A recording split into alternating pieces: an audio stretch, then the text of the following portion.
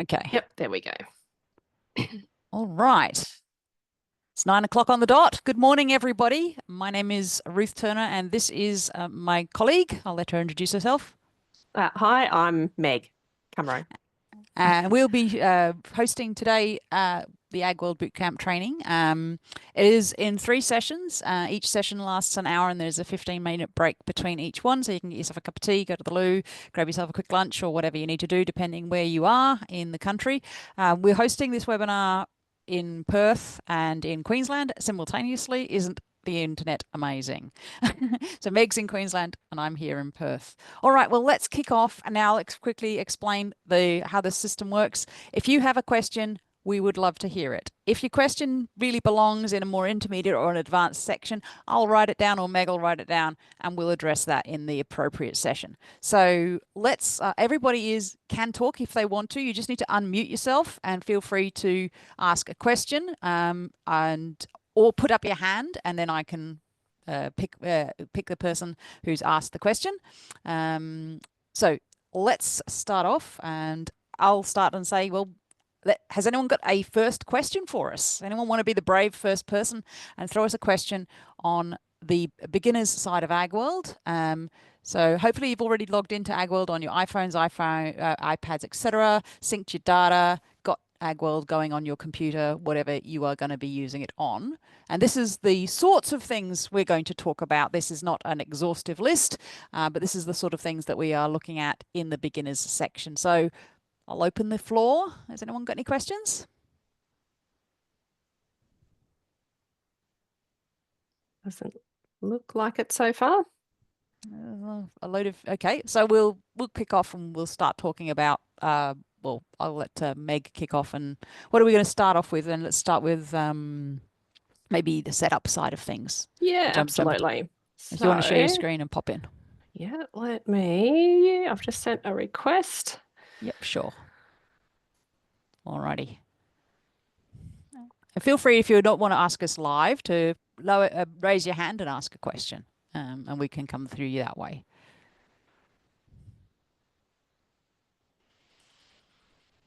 Fabulous. Can you see my screen, Ruth? I don't know. Can anyone see Meg's screen? I'm not sure, because you might not be seeing different things than me. Looks like we have to pick one or the other, not both. Okay, so yeah, I'll stop sharing mine then. Fair enough.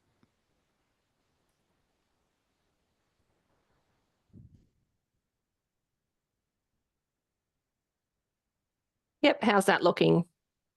Oh, now I'm not sharing anything. Hang on. No, I'm gonna stop sharing. Hang on. Okay.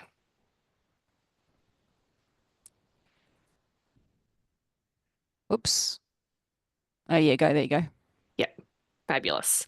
Excellent. Can you see my screen now? Yep. Excellent. Fantastic.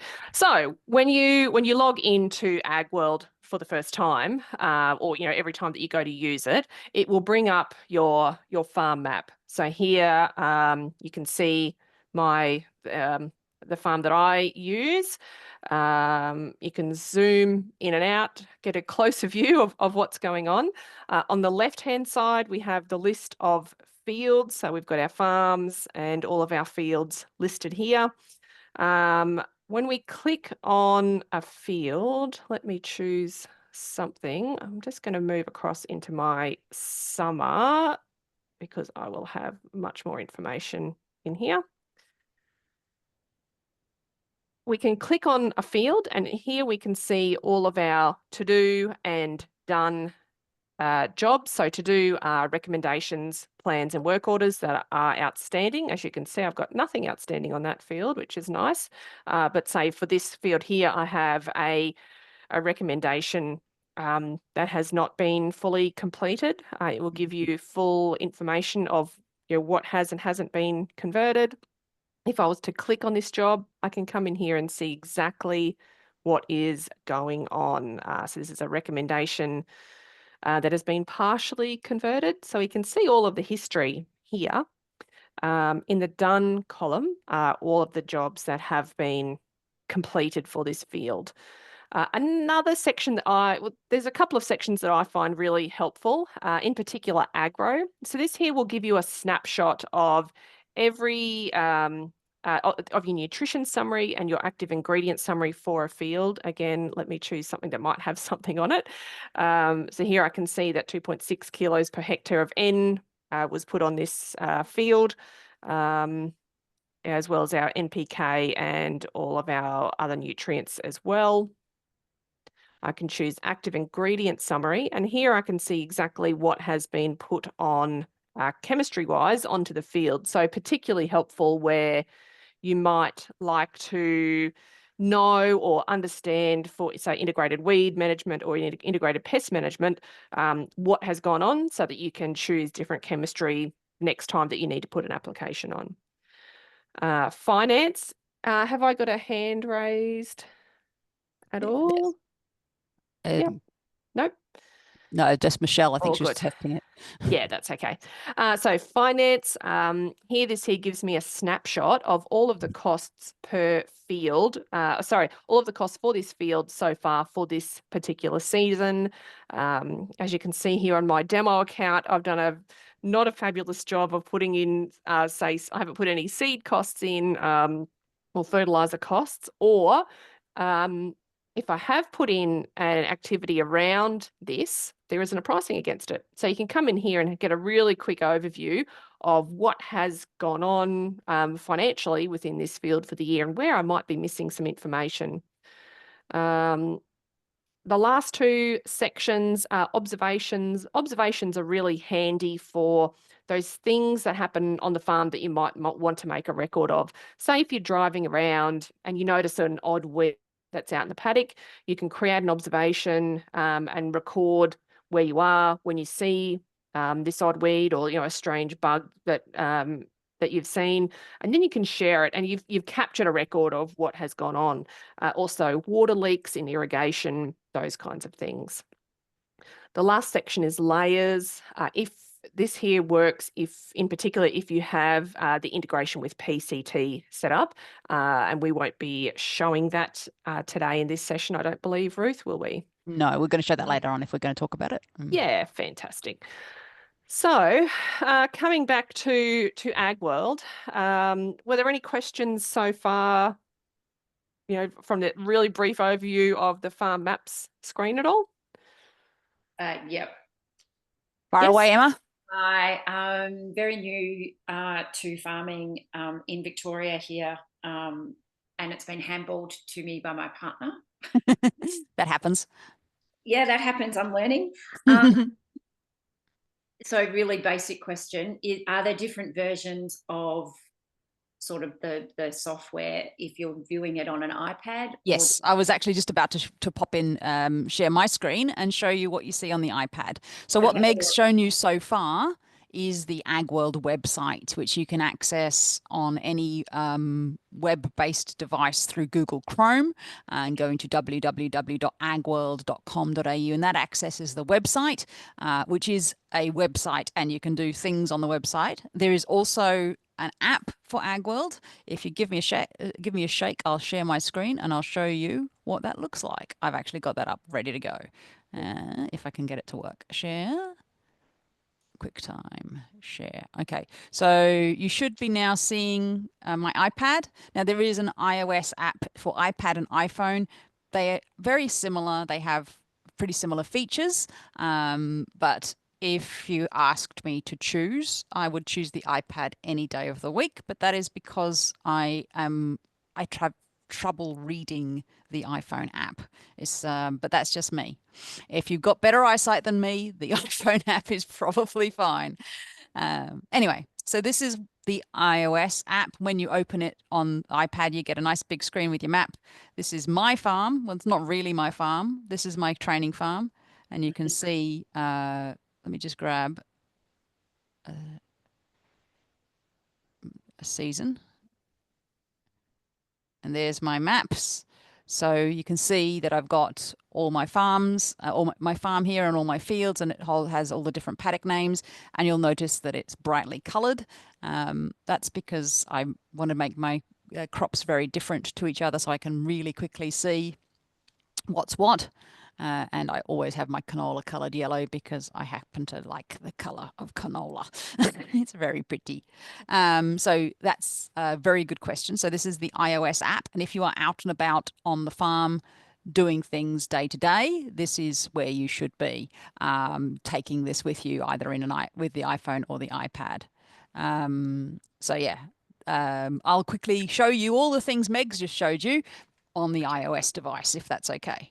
So Yeah. we got, this is our field list. You can pop that up out of the side there like that on the left-hand side. You can search for a field if you don't know where it is, and you type in, for example, big, and it'll find all the paddocks that have big in them. So bear with me. So you can see big L and big 1 and big square. And we'll grab big square, for example. Sorry. And then you've got the same sort of things in there, the to-do, the done, and the all, and then you've got the snapshots down here, same sort of thing Meg was showing you. So these are all available also on the app. There's a lot of stuff that you can do on both. There are some things that are easier to do on the web than they are on the app. So that's, and you've got also the, I don't know if Meg mentioned this one, but we've also got the financial snapshot. So if you've entered entries with numbers on them, like costs or income or that sort of thing, you also have this financial snapshot, and that shows up here and gives you your totals per hectare, seed, fertilizer, water, breaks it down, and then you've got your gross margin. And you also have harvest information there if that's been recorded. This is a historical season, gross margins, yields, etc. So that's the basics of what's just the layout of what's in the app. Does that answer your question? Yeah, it does. Thanks. That looks Cool. much more familiar. Yeah, no, that's fine. Yeah, so there is two. So yeah, you'll come across two basic versions of Agworld, the iOS version and the website version, and they do different. Well, they do a lot of the same things, but there's a couple of things that if you haven't already needed to do them, you probably will eventually need to log onto the website to do.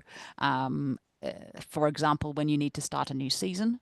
Or if you want to enter harvest transactions, or if you want to add new users, that's all sort of web-based stuff. Anybody else got a question for us? Thank you for that question, being the brave first person to ask a question. Appreciate it. Yes, we've got a couple of raised hands. Okay, just unmute yourself and ask your question. Go on. Sorry. Yep, go ahead. Go ahead, Josh. Sorry, Jody. Have you got a question? Or is it Kirsty? Sorry.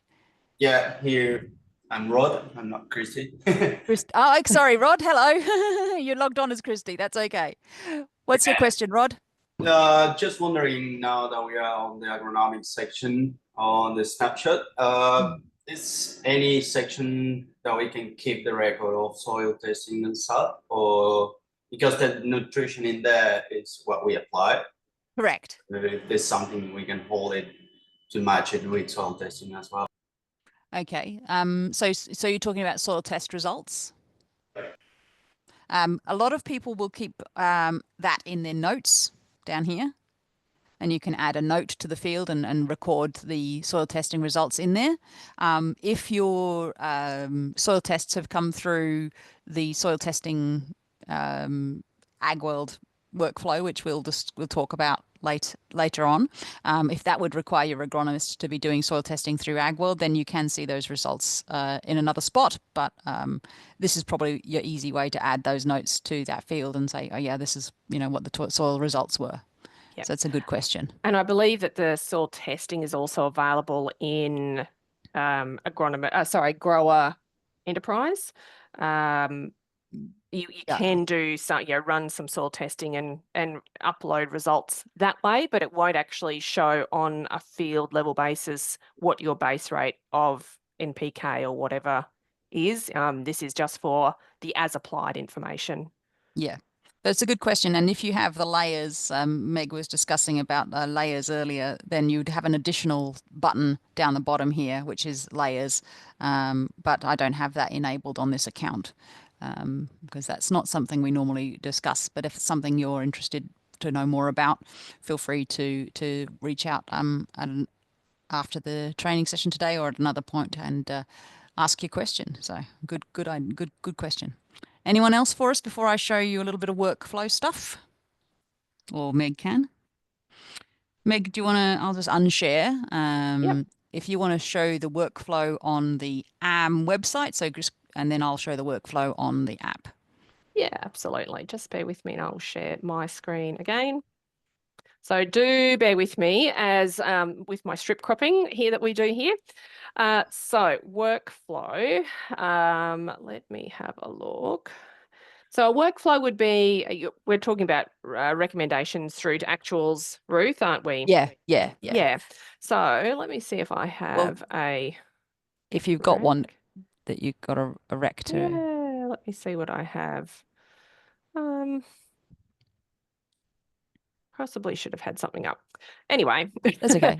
Let's use this here. This is a work order that has been set up. So, you know, this will work for, actually what I might do is create a rec. But say your agronomist has sent through a recommendation for applying a some chemical or some fertilizer. In this one here, I'm just going to add a really quick urea. I want that. I'm not going to put a price against it. And an A1B. Fabulous. So there's a few different pathways we can do, but we've selected our field. We've found the recommendation that the agronomist has sent through, and I'm doing this on the web version, so it will work very similarly, but will look a little bit different when we're doing it on the iPad or iPhone apps. From here, I can convert this recommendation either to a work order or to an actual, and it will be the same with a plan. So I can convert a plan to a recommendation or a work order. The reason I might convert to a work order before going directly into an actual is where the agronomist has sent through, he said, you know, let's put on 150 kilos of urea per hectare. And I think to myself, you know what, you know, I actually think that our season's going to go a little better than what we first anticipated.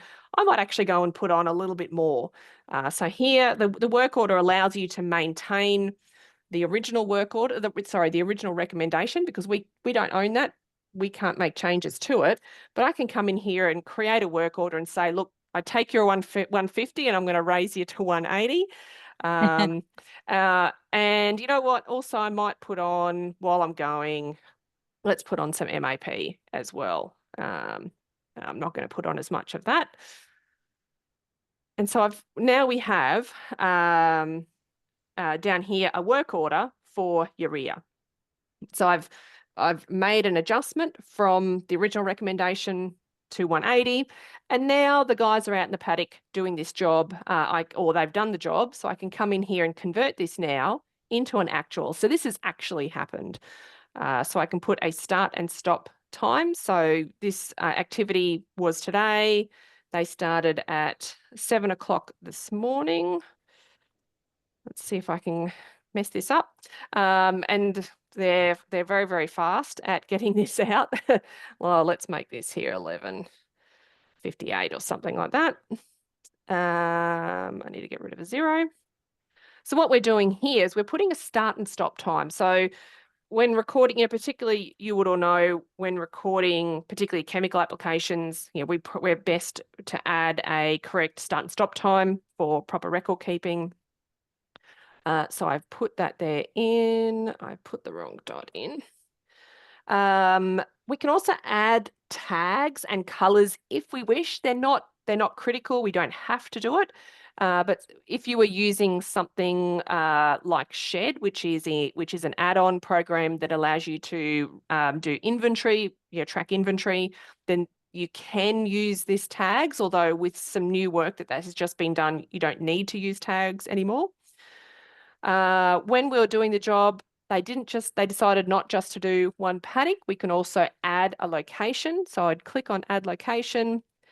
At the moment, it's ticked to filter fields with a matching crop, but I might untick this and go, I want to view everything. And I also put it on A2B, so another B strips. Again. Yep. Is there a question? Nope, all good.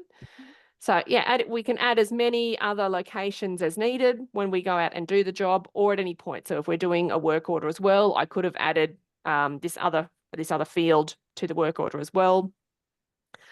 I don't want to make any changes to this, but I have noticed that when I created this here as a job, because urea and MAP are solid products, I did forget to change the application type to liquid, and I will not be the first nor the last person to forget to make that change. So what I'm going to do here is I'm going to go into application details, and I'm going to change this from a liquid application to a dry application, which will make everything look really, really nice. So here we've got now a total amount of 39.64 tonnes of the two products.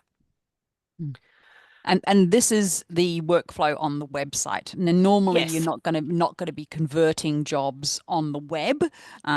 You're probably more likely, you might do work orders on the website, but normally when we're converting jobs, we would be doing that on the iOS app, either on the phone or the iPad. Yeah, so absolutely. Much more convenient when you're out and about to be converting on the devices. All right, let me jump in and share that. Yeah, that's all right. Replace current share. Righto. So hopefully you've got my iPad. Is that working? Not as... There we go. Here we go. All right. So I've done a similar job on Big Square. I've got my recommendation that's come from my agronomist. I tap on that and let's shut that off. And now I can do several things with this. So I'm going to convert it to, I can convert it to a work order, or I can convert it to an actual. You'll notice there's a slightly different wording here. There's this convert field to actual. The reason that exists is when we receive recommendations from agronomists, sometimes they give us a recommendation for multiple paddocks. It's not always practical or possible to do all of that job in one day. You might need to do it over 2 days, or you might need to take a break halfway through. And when we're recording sprays, I'm sure you're all aware that it's important to keep those sort of records accurate as to when we started and when we stopped and where the weather was and all that sort of information. So when you convert the field to actual, it'll only convert the field that you're currently on. You can go and convert the other fields later, or as Meg showed you just before, you can add them to this job as well. So I'm going to convert field to actual. And then I'm going to go through this process. I've got the company name, the season, the date, the started and completed. It says that they're the same, which is fine. You can change the completed date when we're finished. You've got the location. We can tap here. And this is kind of neat. You can go, by default, it's only got the one. You can go all fields. And then you can zoom out and go, okay, I'll also add this other field that's also that's cotton. I was looking for another barley paddock, but there we go. That's cotton. It's a similar color. There we go. That's, you can just add by just tapping. I'm just tapping these with my finger. Just gently tap them, and they will add that. And I've added a whole bunch of fields to that job. Save that. And as once we got up here, you've got your products. So we've got this AgFlow. What's been recommended is this AgFlow 75%, urea 25% at 60 kilos a hectare. And as Meg said, if we want some add something else as well, we can add other inputs. If we go, oh, actually, I can't get hold of that particular product, I'm going to remove that. And I'm going to put in a different product. While I'm on this subject of products, every product under the sun that you've probably used or haven't used is in Agworld. If you find something that we don't have, please send us an email with the details. If it's a fertilizer, we'd like to know the nutritional information. If it's a liquid, we need to know the density. And if it's a chemical, just send us a photograph of the label is probably all we need, and we'll get that added to the database. We have 2 people whose full-time job it is to maintain the Agworld database and keep it up to date and add new stuff to it. And we are sending them stuff all the time, products and seeds and all sorts of goodies like that. So let's grab MAP, and then Why hasn't it come? There's all the different MAPs we've got. So I'll just grab one of them. That's fine. And that's obviously a custom blend someone's sent us because it's got that's the section in the brackets is all the nutritional stuff. Then we need a rate, and let's say 65 kilos. And you can see here as I add that 65 kilos, it's giving me a calculation of what's in that. Kilos per hectare. Done. And then down here, we've got the nutrition total for this job. So it knows exactly how much N, how much K, P, copper, zinc, all sorts of goodies. Want to show you a couple of cool things about the app while I'm here. So you can change that liquid to dry very quickly here. So that's a dry application. We don't want water in with our fertilizer unless it's coming out of the sky. Even then, it's probably not the best idea. And then you have the weather records, which you can record here. So you can add weather records. If you've got the weather add-on enabled, you can use the fetch weather. I'm not sure if I've enabled it on my account, but I will try it. Just bear with me. It may just not work. And the other there we thing go. to add, the other thing to add is we've also got a integration with Origo that's currently in beta testing, where if you have an Origo weather station, you can reach out to us, let us know, and we can enable you to test out that integration, which will bring in your own weather by using this fetch weather service. So this is coming from our Semios weather network. Agworld and Semios are part of the Almanac group, and we share certain information with each other, weather being one of them. So this is coming from their weather network, which comes from an aggregation of different data that they smoosh together and give us a pretty accurate weather forecast. And this will be the weather on that field, and I guarantee you if it's over 20 degrees in Dumbleyung today, I would be very surprised. It's quite cold down there this time of year. It's not much over that here in Perth either, but this farm is located down in Dumbleyung, so it'll have picked that area to pick the weather. And you can see it's got temperature, wind speed, wind gust speed, delta T, and it's overcast, which I can tell you for sure it is not overcast here in Perth, but it probably is down there. You can type in notes if you want, and then you can start your job and do whatever you need, and you can add weather again and again as you need to through the system on this page by just leaving on this page. But wait, there's more. I want to show you my personal favorite feature on the iPad, and that is the photo attachment feature. This is so useful. I have seen it used in some very creative ways by clients. Some people were like, I take photographs of the chemical drums that I'm about to use, so I know, what was on them. So I know that I've got the batch number, or I know what was in there. It's not a bad idea, but you can also take photos of your weeds or your beautiful crops or everything else you might. So obviously the camera on your phone or your iPad, knock yourself out, take photos if you want to, but that are going to inform your future self about what was happening on that day. What I particularly want to show you is this add map annotation feature. And Ruth, we've got a hand up. Nigel, you can unmute yourself and ask a question. Far away, Nigel. Sorry, yeah, I was just double checking. Is the photo attachments, is that on recos and can you use it in notes as well? Yes, not in notes, but you can use it on recommendations, work orders, actuals, any function, even observations, which we haven't touched on yet. Oh, The yeah, photo attachment option is available in all types of activities on the iOS device. Awesome. Cool. So knock yourself right out. But if you think that's cool, check this out.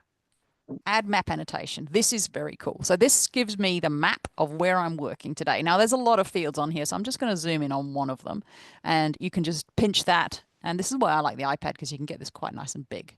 So I want to tell someone something about this field without actually having to tell them. So I'm going to annotate this map. So I can go next, and I've got these annotation tools. I've got my drawing tool, so I can come up here and I can draw little circles on the corners of my paddocks like so. And then I can type some text in here and put bad weeds here. Set text and draw that over there. And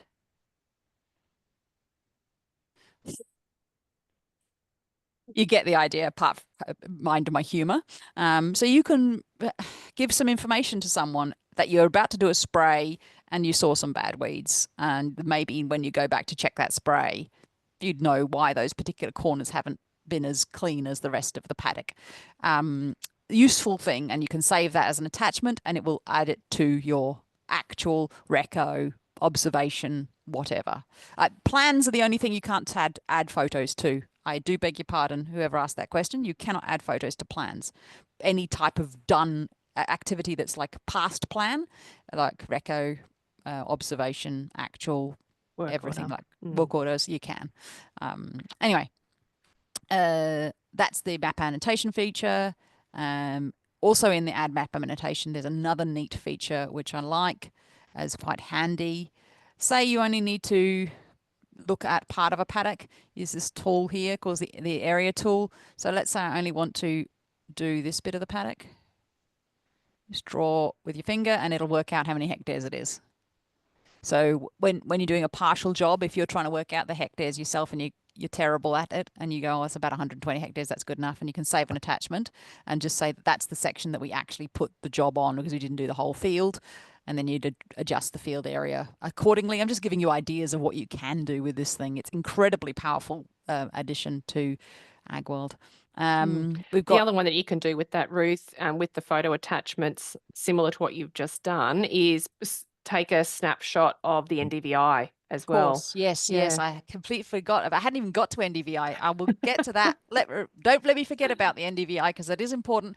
I'll come back to it after I've done this. Maybe I'll get you to show it on the computer and then I'll show it on the app. That's fine. All right. So then we've got Meg mentioned before, colors and tags.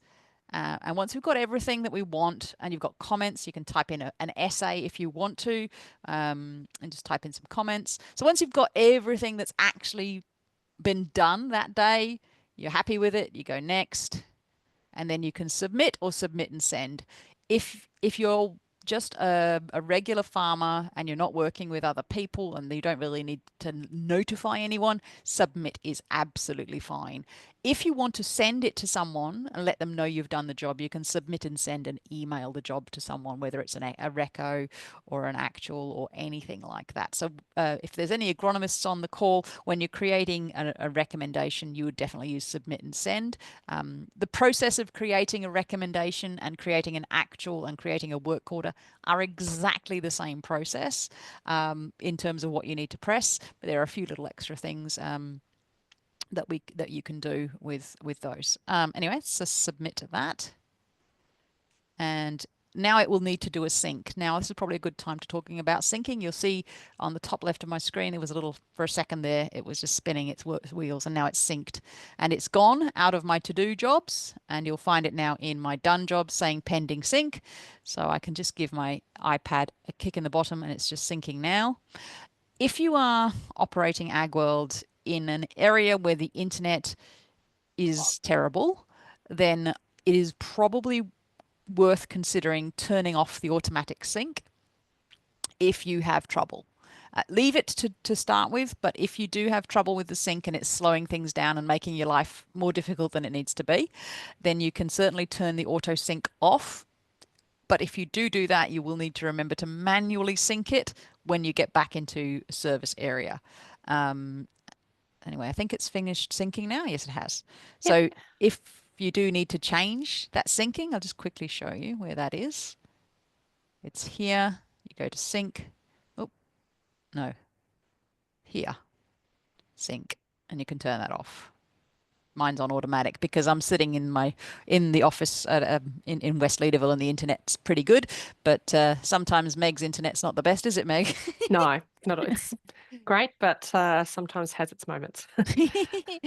All right, so sorry, I've lost my train of thought now. We're just completing the activity. That's right. Yes. But we have had a question typed in. Can you add soil maps to Agworld? What do you mean by that? I would assume, Gavin, that you're meaning, there's been some soil tests done or you've had some EM38 surveys done. You can add them in as layers. However, that's probably beyond an advanced. That's probably a a different session altogether. But if you have a PCT subscription, you can push maps from PCT into Agworld so that you can visualize those maps in Agworld. But that might be another session. So if that's something you're interested in, reach out to us, or we'll follow you up after today. I'm assuming that is what he meant. Yeah, that's what I thought he meant too, but I wasn't sure. Just in case it's something different, let us know. Yeah, if that's not what you're meaning, please pipe up. All right. Before we move on to showing the NDVI, has anyone got any questions so far? Yes, back to basic me again. That's okay. Great. Go for it.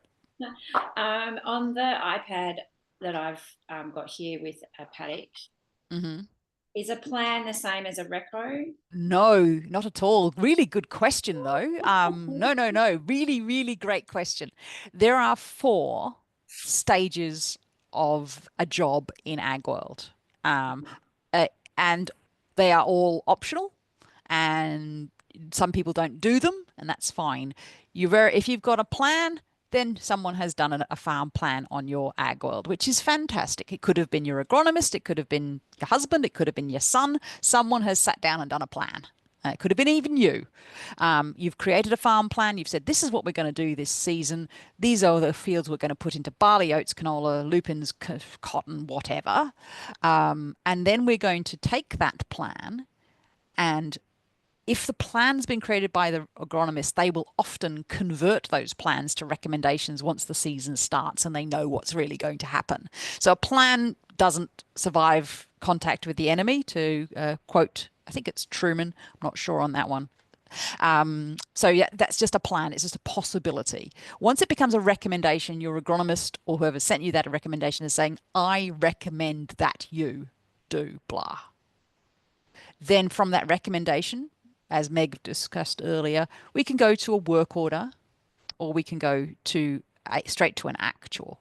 So the life cycle goes plan to rec to work order to actual. That's the full flow, but you can skip any stage in between. So you can go straight from plan to actual if you want to, or straight from recommendation to actual, or you can go through all of those life cycles like a moth, but you can skip spots. Does that answer your question? Yeah, it does. There's in the to-do activities, there's it all says plan. That is perfectly what I would expect this time of year. Right, yeah, of course. Because we haven't actually done anything yet this season. If you're winter cropping in Western Australia or South Australia or Victoria, then that's what I would expect, to see a whole bunch of planned activities sitting in your to-do list, and maybe 1 or 2 that are overdue if you needed to do things like spreading urea or lime or gypsum, or any pre-season stuff might be starting to come up into overdue. So if you're looking at that to-do list, you'll see some that they're overdue. Maybe, I don't know. So the idea down the track is that those plans will disappear, and they will either, if you don't do them, you'll discard them. If you decide, no, I'm not doing that job, you'll just discard the plan. Or if you're working closely with an agronomist, your agronomist likely will convert those plans to recommendations and say, you need to go and do that job in the next 7 days. Yeah, okay. Great question. Thank you very much. Okay, anyone else going to be brave and throw us a question? Okay, right. Let's talk about NDVI. Since I've got the screen, I'll show you the NDVI on the iPad, and then I'll flick to Meg. All right, so NDVI stands for normalized. Is it normalized? Normalized distribution vegetation index. Differential vegetative. Differential vegetative. I call it how green is your paddock. Because I'm not a scientist and I didn't know what it was when I started, but I understand what it does. So if you give it a minute, it'll download the imagery, and I'll just grab one field here. The NDVI is available on the Grower Plus and Pro tier, and what it does is it will show you what's growing, what's green on your fields. Now, what it doesn't tell you, sorry, this is taking forever. My internet's obviously a bit slow. what is going on? Sorry. Sorry. Anyway, what it will tell you is what vegetation is growing on that paddock. What it won't tell you is what that vegetation is. So when you get lots of lovely red bits on your NDVI, don't go partying thinking your barley is 15 feet high. It could be weeds. And so you definitely still need to ground truth that. Not sure why this is taking so long. Maybe I'll just show you on the, but it does come up on the iPad. It might be my internet or might be my iPad. I've had a few issues with it lately. I'll get Meg to show it on the computer. Yeah, I'll try and get something up here. Radio. I'll leave mine to try and figure itself out. It's hopefully it'll load eventually. Yeah, fantastic. You should be able to see mine now. So here you can see, the NDVI is showing, at the moment we don't have any crop in on this farm here, but we can see down here in bottom left corner, this is actually some neighbours' cotton that they've got in. So this is down the bottom here. This is the web. Shows us the vegetation index. So low. So everything that's essentially fallow or stubble is showing up white, light yellow, orangey brown, right through to anything that was looking really fantastic would be this maroon color. So here we can see, cotton is at the moment in the middle to here, and therefore, so you can see. It's not, NDVI can be used in several ways. It's essentially a vegetative index, so identifying plant health essentially, or plant greenness, because it's using the red edge reflectance of the crop, probably getting a little bit too in depth, to identify areas of a field that are doing really well. So it's reflecting lots of green compared to an area of the field that is reflecting more red. And so, there's something going on. It won't tell you what's wrong. It's just a vegetative index. And that's why you still go out boots in field and find out what's happening. For sure. And the only caveat I found to NDVI working well is I've discovered, because of the way the index works, because of the color of things, you will get false readings when your canola is in flower. Yeah, that's right. And it'll be also really, really obvious if there's cloud over, because it will look bubbly as well. So the NDVI gets updated every 5 days from, I can't remember which constellation it's from, Copernicus, I believe, from memory. And if there's more than 5% cloud in a capture image, then your image won't update. So you can see here, we had some cloudless days. This was taken on Friday, so it was cloudless. If the satellite was probably flying over yesterday or today, the capture won't load because we're actually fully overcast here today. So if you're seeing that the last image date, which is showing just here, is quite some time ago, will likely be that there has been cloud cover for the other captures that would have occurred in the interim. It looks like the NDVI is actually broken on the test version of Agworld that I'm using on my iPad. Oh, okay. I better go report that. I downloaded a test version to test something that the guys are working on, and it doesn't look like the NDVI is working. That happens. But the same thing is available as a button down the bottom on the left-hand side on the iPad and the iPhone that will give you a similar thing, and you can zoom in it, and you can also take screenshots of it and add it to your jobs if you wanted to. But I'd be curious to know what those purple patches in that bottom corner are, whether they're weeds or whether they're it's just the stage of the crop's at the moment. Yeah, no, but that's the sort of thing I'd be getting my boots on to go and have a look at. Do you know what I mean? Yeah. So you can see this here. A little bit here is water. Just knowing what happens. This here will be water that's has flown through. Yeah. Yeah. Okay. Now, Nigel, you've got your hand up again, Nigel? Have you got a question for us?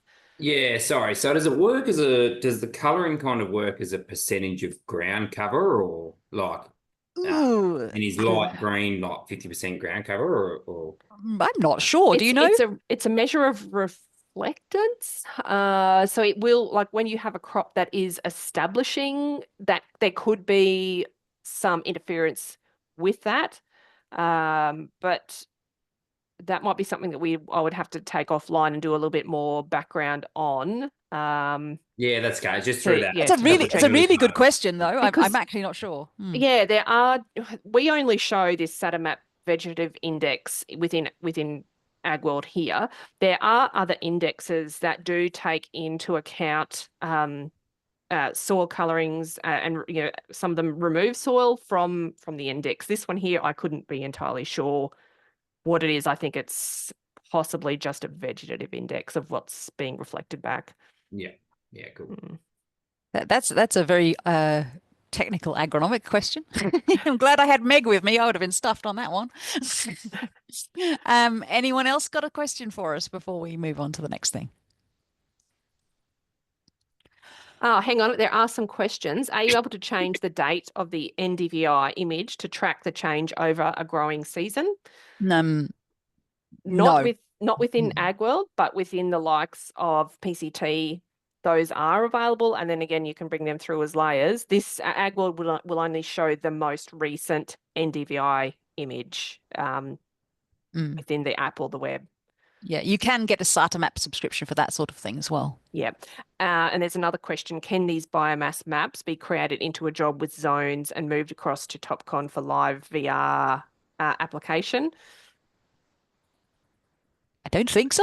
Not in Agworld, but again, PCT, and I'm not quite sure that you would, depends on what you're trying to do, Michael, but probably you wouldn't just base it solely off an NDVI. There would have to be other underlying information too that you might want to take into consideration. But potentially, speaking on cotton, with picks and things like that, if you're needing to do a growth regulant, then maybe, but possibly a little bit more advanced than this first session today, and probably more of a PCT question. Cool. All right, if there's no more questions, just want to cover some really basic stuff on the web, if you wouldn't mind, Meg. Tell me where I need to go. So if you would like to, just want to show people the Quick Farm Setup tool for starters. Yep. So in your maps, you have your Quick Farm Setup. Quick Farm Setup is really great if you've started Agworld and you don't have anything in here already, like you don't know what crops are in here, you don't know what, if you're trying to go back to historically and add historical data, this is great because it's very quick. You can just put your crop and your variety into this section and say whether it's irrigated or dry land, and just do that rather than doing a full-on farm plan. It's a really good way of getting historical rotational data into Agworld if you need to do that. It's not a full farm planning tool. We'll talk about that a little bit later on, but it's useful for if you just want a rotation there. So you've got what's in what fields. So that's the Quick Farm Setup tool. The next thing I wanted to show you is basically creating a farm, a field, and a season. So if you go back to your maps now, the reason I want to show you this on the web is these are things you have to do on the website. You cannot create a farm on the computer, on your iPad. You can create fields, but you can't create a farm. Don't know why. I guess they think you should have started creating your farm, and just if you want to add a new field, you can on the device. But it's easier, if in my opinion, to do it on the web. So if you want to make a new farm, you click on Create New Farm, drop a pin where your farm is. Usually, what I recommend you do is type in it, save it on top of a farmhouse or a shed or something that you can recognize from the aerial photo.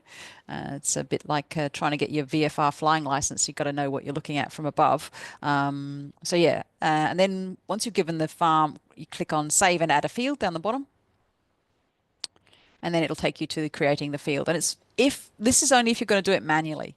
If you have KMLs or shapefiles or GeoJSONs, we can import all of those into Agworld. The KMLs and the shapefiles you can do yourselves. If you do have a GeoJSON file, then you'll need to send that to us so that we can convert it into something that Agworld can ingest. And Meg's just drawing a nice little strip there because that's just how they do things over her neck of the woods. And so there's a little field there, and then you can give it a name and save, and you can tell what crop it is. You can come back and do this later. Now you can see there the area looks a little bit weird. It's 116.18 hectares. And if you know like rubbish, that's 116, you can just adjust that and say it's 116 hectares and save that. And then if you've still got more fields to do, you can save and create another and then go off and create more fields. So was there anything else on here? Activities. I'm going to jump back to, so we talked about converting activities. What we didn't talk about is creating an activity from scratch. So if I just go back to my maps, turn that off. Do you want to share your I'm iPad? going to share, yeah, I'm just going to share my iPad back, and I'm just going to show you how to do what we call an ad hoc job. So share. And I've changed to the iPhone now, just to show you that it's a little bit different. It's the same. Hasn't shared as yet. Yeah, I'm looking at the iPhone app now. Yep. So this is the iPhone app, and and the reason it looks weird is I'm running it on my iPad. So if you accidentally install the iPhone app on your iPad, this is what it will look like with big black borders, but it will still run. I often get people go, why is my app so small? It's because you've installed the iPad. It will let you run the iPhone app on your iPad. And that reason I've got that is I don't have an iPhone handy. But this is the iPhone app. As you can see, it's very similar to what we had with the iPad app. It's just a lot smaller. You've got your farms, your fields. It's all just a little bit squished.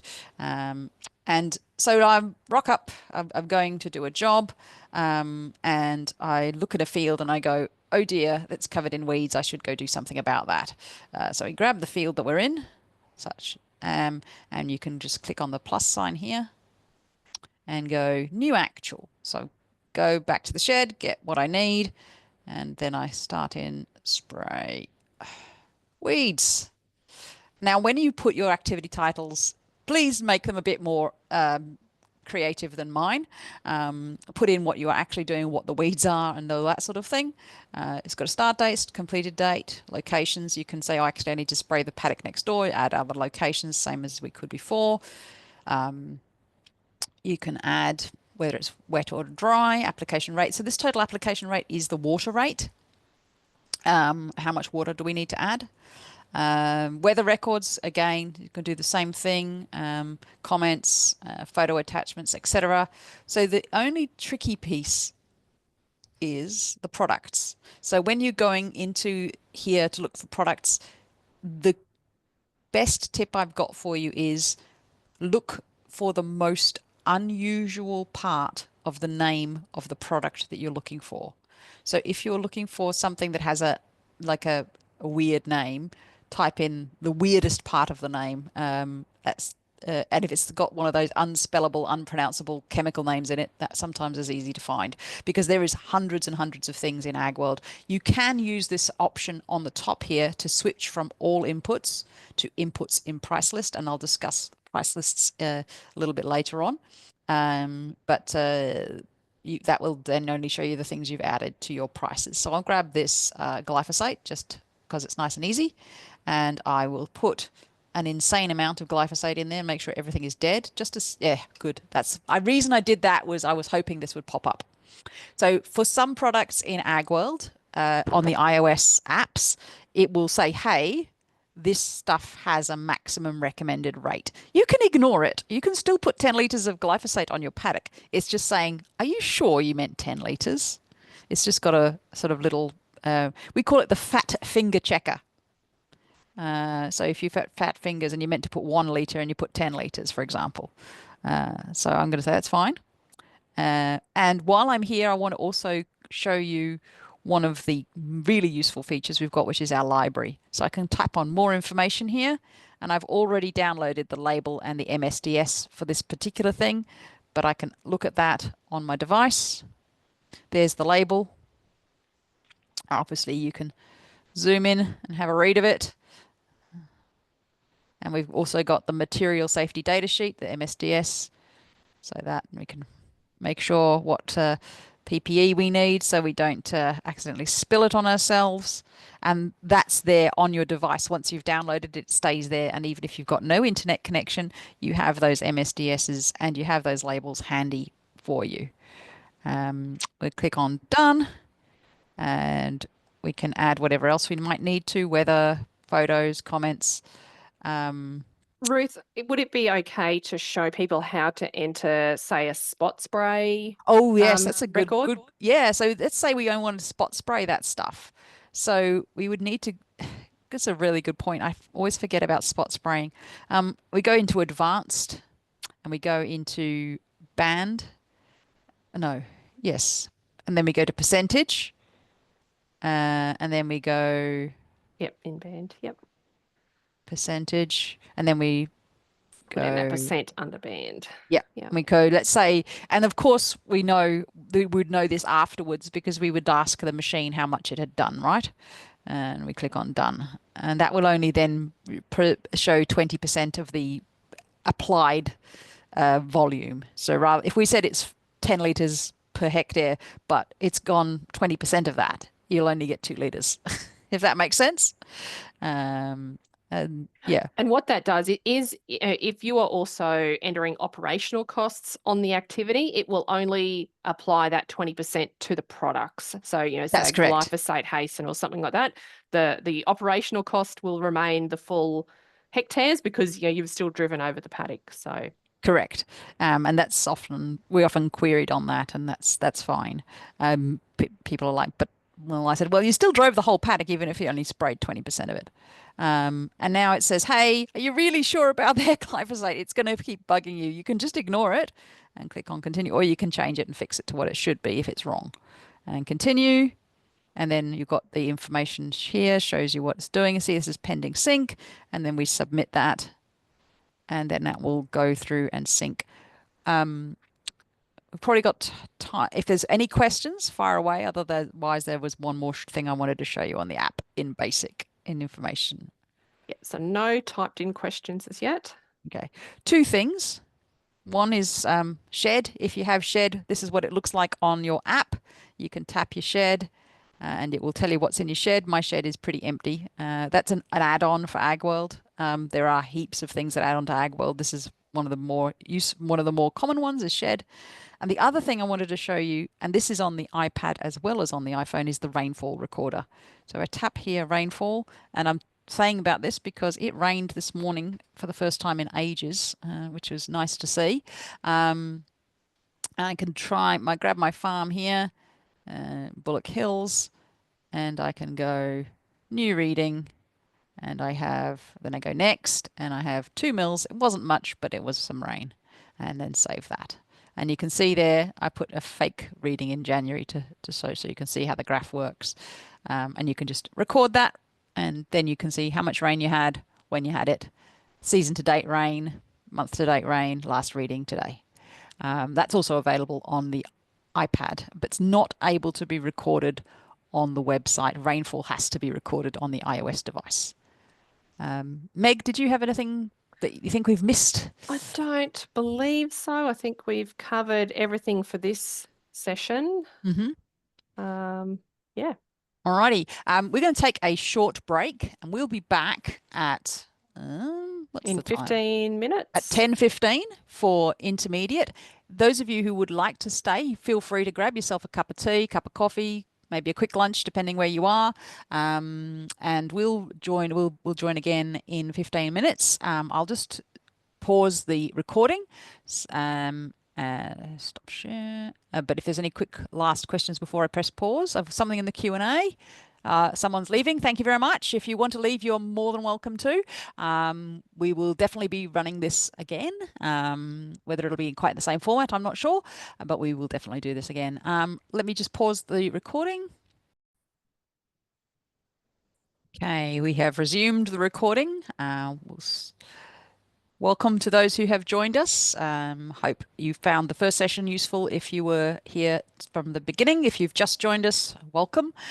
Format of this session is that it's a open questions. Any questions you have, please ask them. Please don't be shy. we do not bite, and we love a really meaty question, and that doesn't come from just people who are cattle farmers. Bad joke, insert here. Alrighty, guys. So session 2, intermediate topics. I've got the topics I had up before, what sorts of things we might cover. Before we jump into any of those things, I'm going to open the floor for questions. If you have a question, you can either put your hand up by raising your hand, or if you're feeling brave, you can unmute yourself and ask the question to the panel, which is myself and my colleague Meg from Queensland. I'm here in Perth. All right, anyone want to kick us off with a question before we jump in? No? All righty. Let's jump straight into Agworld then. Just bear with me.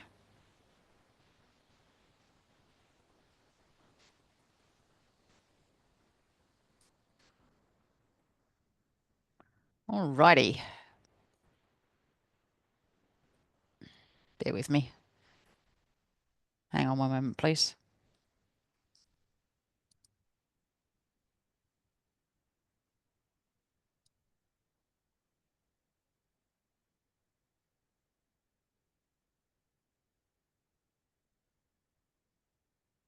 I must have gotten logged out during the first session. Sorry about that. Alrighty.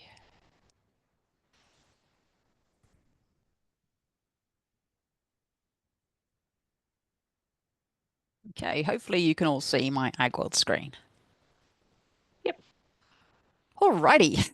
Okay, let's start off with something relatively simple, which is, well, it's simple, but it's not simple, which is splitting, merging, and hiding fields.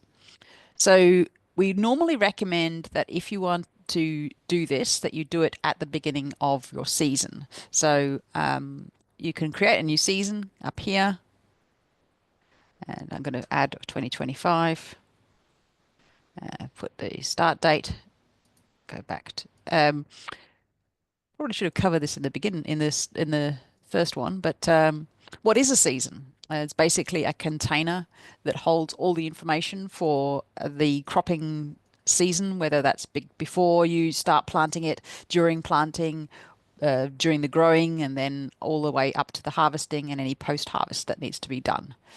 So that's basically what a season contains. It doesn't have to be 12 months long. It can be longer. It can be shorter. Just depends on what you are doing.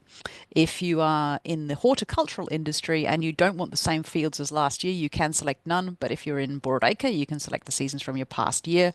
If you're permanent cropping, you can grab the fields, and you can also pull through the crops from the previous year. If you've got apples, they don't turn into oranges in the next year. You just have apples, then more apples, and keep going.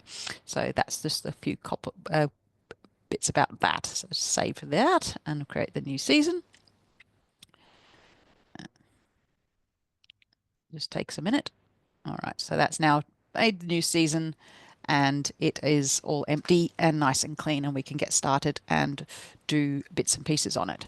So what we're going to do is first I'm going to show you how to hide a field. Now, to hide a field is very simple if it's the beginning of the season. If you want to hide a field, you click on the 3 little dots next to the farm name. So you've got your company name, which is there, and you've got your farm names. I've got 1, 2, 3 farms. Actually got a test farm and demo farm as well. So there's a bunch of farms there. So I open up my farm, which is Bullock Hills. Click on the 3 little dots, and I've got select fields in use this season. So if there's fields that I'm not wanting this season, I can turn those off by simply unticking them. So you see here below home at some point got split. So let's say I wanted to turn that split back on this season. I can turn off the original below home and turn on the 2 splits.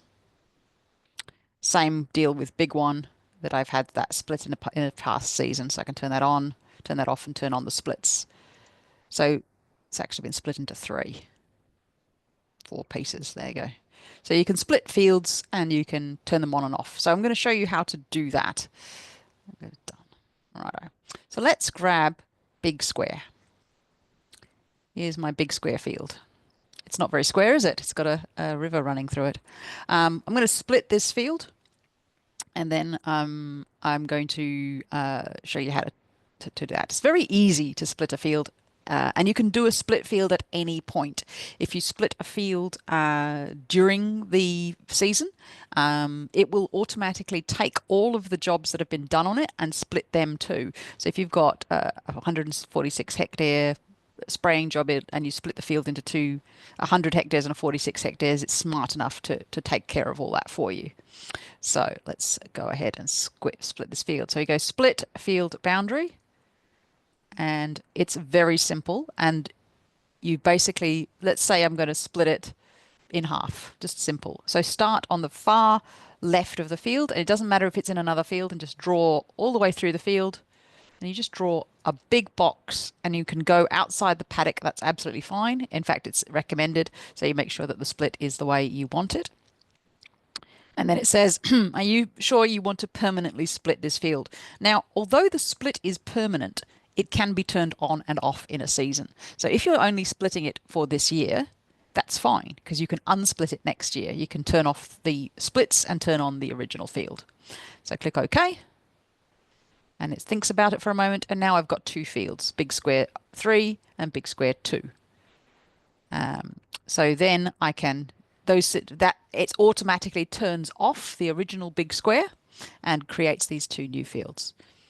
So in the future season, I can turn those on and off, like I showed you before, from select fields in use this season. I can turn off big square 2 and 3 and turn big square back on. Any questions on that? Now I'm going to show you the complicated part of this. Nothing as yet. Okay, cool. So as I said, it's easy to do during the season. Sorry, at the beginning of the season. However, sometimes you need to do this after the season has started. So I'm going to go back to 2024. Now you can split, as I said, at any point. And you probably would want to do this fairly early on in the season, because the later in the season it gets, the harder this is to do. I'm just going to find something with some done jobs in it. Bear with me. That's okay. We can do to-dos, that's fine. It's got some jobs in here. We've got some to-do jobs, some planned jobs. So I'm going to take this odd block, and I ended up not putting it all into oats. I ended up putting half into oats and half into something else. So I'm going to go split the field. Okay, so this one doesn't like it because of the shape of it. Sometimes you have to adjust the boundaries to split it. So I'll split a different field because I don't want to show you that. It's a bit fiddly. Let's grab this field here. Let's split this one instead. If you do have a complex boundary that you need to split, definitely call support and get some to help you with it, because they can be a little bit fiddly sometimes. Okay, so there's the field we want to split. And just draw a line, like a box through it, like I showed you before. Okay.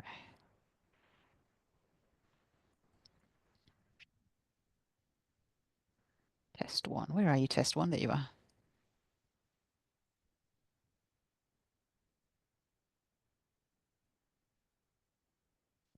And this is something that you definitely need a mouse and a keyboard to do. Okay, so that's now split. And when we split that field, it will take a little bit longer if we've already got stuff in it, because it has to split all the activities out. So now when I look at that field, it's taken all of the done jobs, it's taken all the to-do jobs, and it's split it into the two fields. It's done it all for me, which is very handy. However, if we then wanted to merge this field back, then it becomes a lot more complicated, because you cannot turn off fields when it has information in it. So it's important for you to understand at this point which information is yours and that you can manipulate, and which information is going to require you to have a chat with your agronomist. So you noticed on my test field here, I've got a couple of work orders and a couple of recommendations. So I'm going to, if I want to remove those recommendations, I need to go and have a look and see who created them. Now, if I've created my own recommendations, which of course you can do, but normally we ask you to reserve recommendations for your agronomist, you can have a look here and see who created it. So I created these recos, so that's fine. So I can delete my own recommendations. So at this point, we would need to remove or delete these recommendations. If we wanted to put them back on the original field, the first thing we would need to do is turn on that original field again. And to turn fields off, it's the same process as turning them back on again.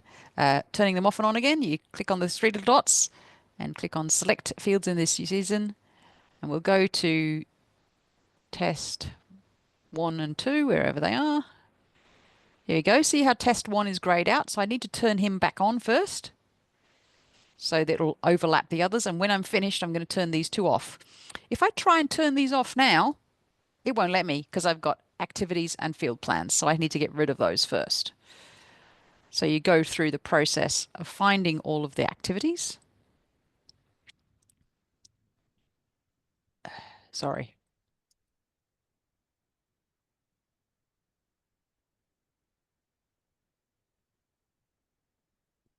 And going in here and editing them. And if they're your activities, then you'll have no trouble. So you can delete that location, and then add the original location in, which was test 1. And you repeat that process until all of the actuals have gone back to where they belong. And then there were nothing left. And if the recommendations weren't made by you, you will need to contact your agronomist and ask them to remove them. And then you can turn those fields off. So that can be a little bit tricky if you need help with it or you can't turn them off because you can't find an activity. Certainly reach out to us and we'd be happy to help you. Sometimes there can be activities that you can't see, especially if anyone on the call is an agronomist. If another agronomist has made that made a reco there, you're not going to see those unless they're in your same branch or same company as you are. So if you're in Team Green and someone from Team Salmon has made the rec, you're not going to see it, and vice versa.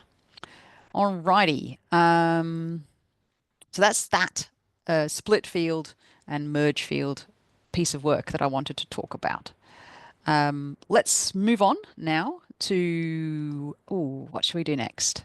Let's go to workflows. I think we'll go to planning. Yes, planning is a very big piece of work. So we'll go to planning and we'll go to farm planning.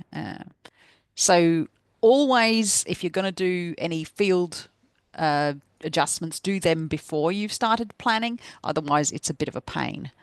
All right, so here's my planning. And you can see that I haven't started any plans yet. So this is a blank plan. And if you've already created templates, then creating a plan will take you very, very little time. If you've never made a template before, then that's okay, because I'm going to show you how to do it today. So there are 2 types of templates in Agworld. The ones I'm going to talk to you about now are crop templates. I will touch on activity templates, but I'll explain what those are for at the end of this. So firstly, we go to, when you want to make a template, pick a field. It really doesn't matter what the field is, just pick one. And then start create field plan. So in this field, I'm going to grow wheat. Just for an example. And it is the Korak variety. And you can add things like uses if you wanted to, if you don't have to, and grades and blends.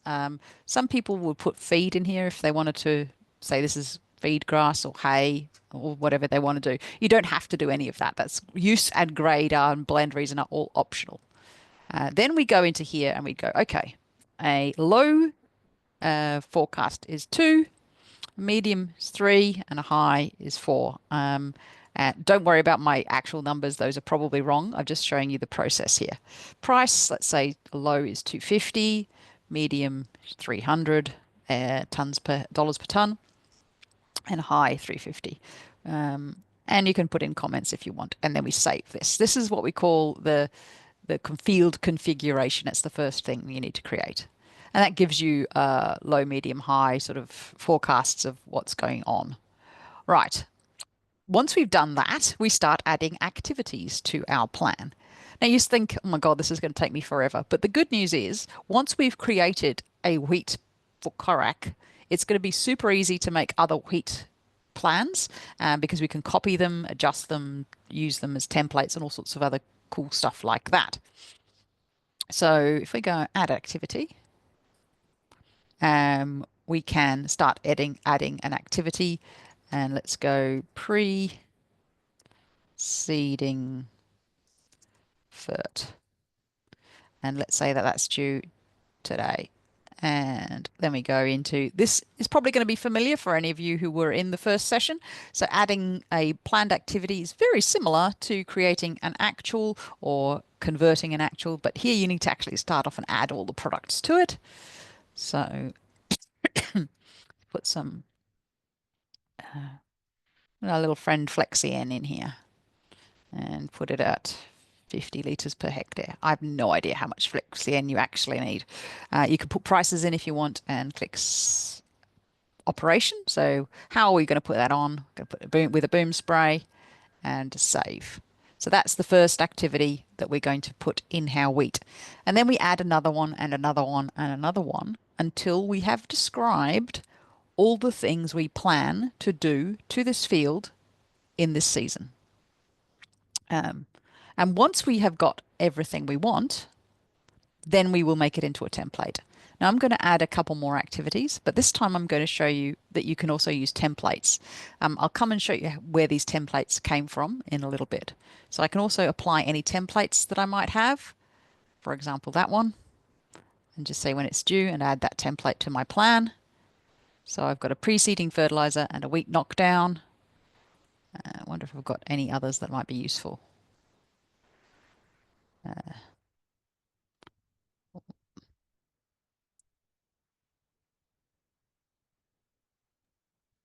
So you get the idea. You've got, this is a list of jobs up to and including harvest, and you can move these jobs up and down by clicking edit.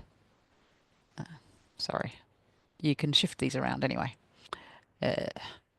So once you've got everything that you want for this is how to grow wheat in this season for this place, you can save this actions. You can save it as a new crop template. And this will be available to you forever. Give it a sensible name.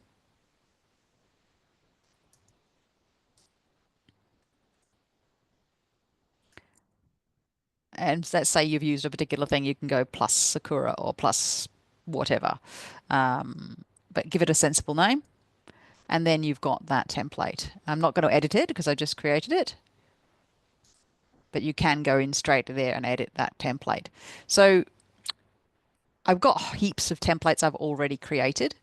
But once you've created a wheat template, you can also come into here, go into planning, crop templates, and grab the template and clone it. So if you've already got a wheat Korak template, you can clone that template and make a wheat scepter template or another variety. So you can create as many templates as you like by cloning them and then just changing the things that are different. So you don't have to start from scratch. You can also, if you have in your maps, if you've got information that's already there, you can save templates from previous years. So let's get back to where I was, farm planning. One thing you can do, which is quite useful, is grab a field and grab over here in templates and go to field plan and grab the field plan for a previous season and apply it to this season. So you can apply below home. So I'm going to take that canola and I'm going to use it on this field here. And I can apply it. I'm just going to apply it to one field, but you can apply it to quite a few fields if you would like to. I'm just going to apply it to one field so you can see how that works. So that's taken that template, which was, this is what my plan was for this field last year, and that's now the plan for this year for this paddock. So to make a farm plan, you basically create templates and then apply templates to the fields. And once you've created that farm plan, you can set the status to approved. It's most important that you do set that status to approved when you've finished it. Otherwise, you will not be able to see the plan on your iOS devices. So you can't actually create plans on on the iOS, you can apply templates on the iPad. So if you've got templates you've created, you can apply those, but you can't edit them. You can only apply them. So really, farm planning is something you should be doing on your desktop device if you have the farm planning functionality. One other thing I wanted to mention before I show you a couple of other things is right up on the top right corner, we've got this little cog. Hopefully you can see that there. If I click my cog, there's a couple of things we can do here. We can refresh pricing for this season. That will pull in the up-to-date pricing that we have, which I'm about to show you where to set that up. And that will pull your pricing into your plan. So don't worry too much if the prices in your plan are wrong, because you can fix them very easily. So that's, have I forgotten anything, Meg? Maybe third-party visibility. Okay. Yep. So I'm logged in as a grower, which is why I can see the ability to turn on visible to all farm planners. If you're an agronomist, you won't have this option to turn this on. Only growers can turn this on. If you are needing this turned on as an agronomist, then you would need to get your grower to let us know. What this will do is, if I tick this box, it means all of the farm planners that are connected to me, whether they're from Team Green or Team Salmon, will be able to see the farm plan. Only the plan. Okay, it's just the plan. If you've got a plan and you're working with someone else, then you should turn this on. Your grower should turn this on, especially if you've got two different agronomists dealing with two different parts of your farm. Say you have a specialized agronomist who looks after your cotton paddocks, and you have a different agronomist that looks after everything else. That's fine, and they're not going to be sticking their noses in each other's knitting, but they might need to know what's going on the fields around, so that they can avoid any contamination or any spray drift or bug problems that might cause issues to cotton if you have, I don't know, something else growing next door, and the insects that are eating your wheat go, oh, actually that cotton looks pretty tasty, we'll eat that instead. If there's bugs you need to avoid and things like that. So that's what that does. Is that sort of hopefully that explains that, unless you wanted to add anything, Meg? No, I don't think so. Yeah, so you can turn that on here, and that will make it available to all of these farm planners who are connected to me, to this farm, which is my Agworld agronomy company, my bosses and a couple of our colleagues who are connected there. So they can now all see my farm plan, and they can all adjust my farm plan. So if you have multiple farm planners, please make them aware that you have turned this on, and they do need to be careful not to overwrite each other's stuff. But normally we'd only do that where we've got two agronomists that are collaborating on the farm, and they need to know what the other one is doing. Usually when you've got two people working on two different parts. The one important thing for you to understand is he who plans last wins. So the last, if I change it, it will overwrite Meg's changes. If Meg changes, it'll overwrite my changes, if that makes sense. So yeah, that's that. So I'm just going to go and quickly show you how to apply plans to multiple paddocks. So let's close that. So I'm going to apply this template. You can see I've got heaps of templates. If you've got as many templates as I have, your key is to search for a keyword. So canola, for example, and that will just show you the canola templates. You've also got the option to go mine and my colleagues. For those of you who are on the call who are an agronomist, you may want to have a look at your colleagues' templates and have a look what they've got. So I've got two different canola templates here. Grab this one, and then I can click over here, and I can select, looking for fields that didn't have canola in them last year, because that's probably not a good idea to go canola. So I've applied those three fields. You can obviously do much more, but when you click on apply, that will just think about it for a minute, and it will apply those templates to that field. It is actually doing something in the background. It just thinks about it. If you do a lot of fields, it may take a couple of minutes. We are actually testing something at the moment that'll make this run a bit faster. So that's how we apply fields to apply templates to multiple fields. Alrighty, sorry. Meg, do you want to share your screen and we'll talk about activity templates? Yeah, bear with me and I will get back to somewhere that will allow me to do that. That's okay. Okay. And while you do that, I'm going to share my iPad because I wanted to show them the planning bit on the iPad as well. Yep. I'm going to lose my camera. That's okay. Are you able to stop sharing so I can share? Or bear with me. Fabulous. Okay. Excellent. So you should be able to see my farm here now. Sorry, Ruth, what were we going to have a look at here? Creating an activity template. Okay. Yep. So there's a couple of different ways that we can do this. If you have an activity that you've already done that you think, you know what, this is spot on. It's something that I'm going to be doing all the time, and it will be something that it's going to save you a lot of time. So, you know, for instance, a spray job for a weed it or an optical spot sprayer where you might just want to change the percentage, but your tank mix is going to be the same. We can come in here and let me choose a season that will have something in it and a field, hopefully. Let's have a look around. Sorry, I'm just going to have a look around. I'm just going to use this one here. I can take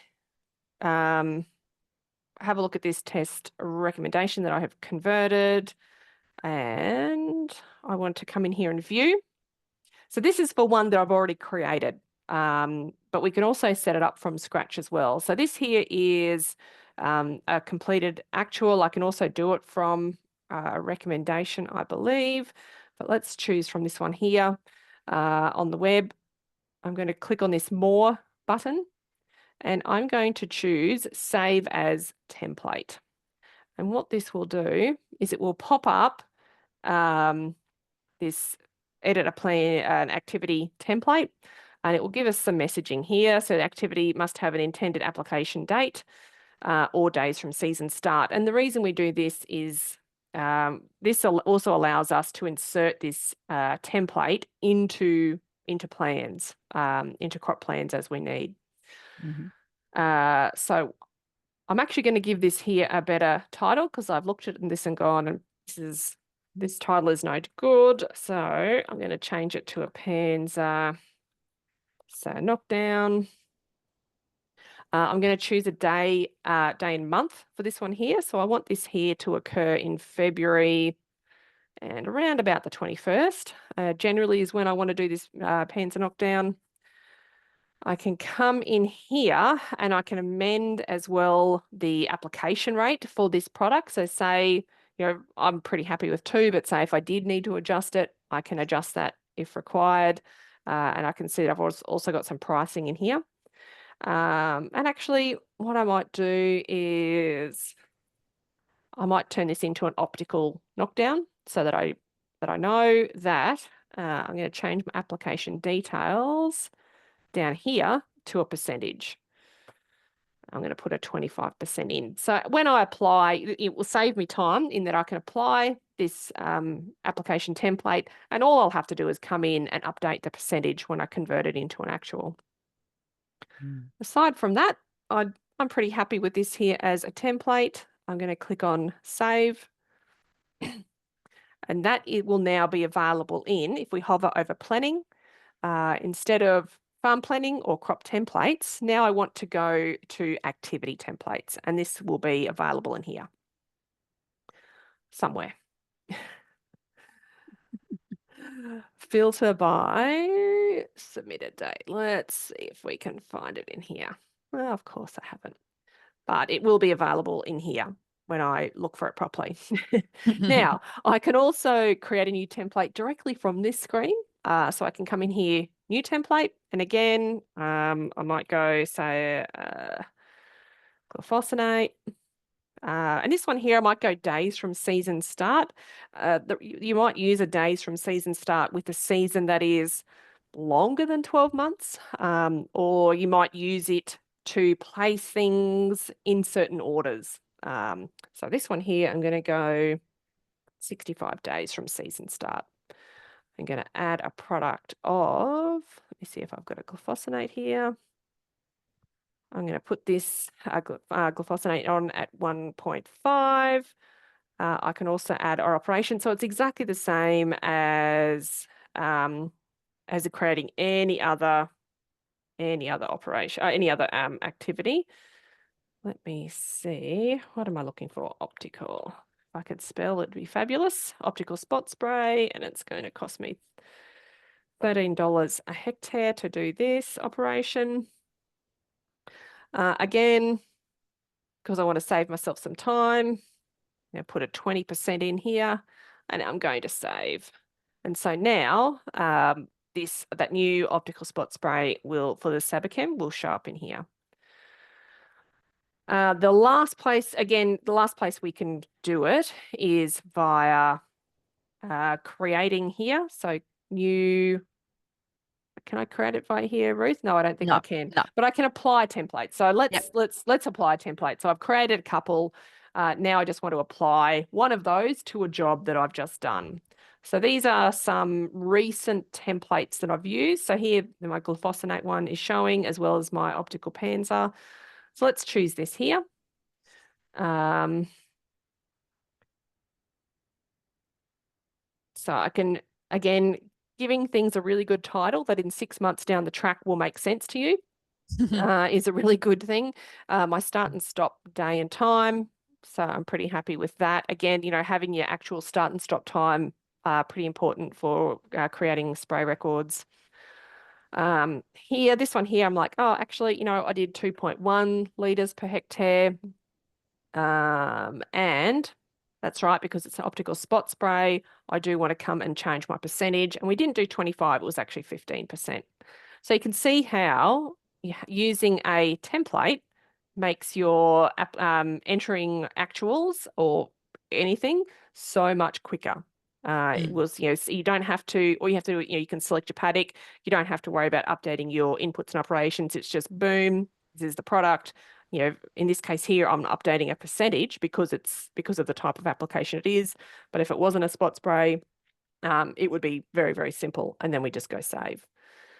I might show on the iOS device. Yeah, so fabulous. You can totally do exactly the same thing as Meg's just shown you on your iOS device. So I'm just jumping into my iPad here. Just bear with me and back to the maps page. So if I have got templates, I need to make sure that if I've just created some templates, that I make sure I sync before I try and use them on my iOS devices, as it needs to download those off the web onto the iOS device. So the real power in using templates is on the iOS device. This makes doing recommendations as an agronomist super easy. It makes doing applications as a grower also super easy. So if I grab a field, I'm gonna have to see if it doesn't like me today. Let's grab a field from the side here. All right, so grab the field and we go create. And we go new, we could go recommendation or actual, doesn't really matter. So I'll just go new actual. And then we can go apply a template. And these are all of the templates that I've got in my iOS device.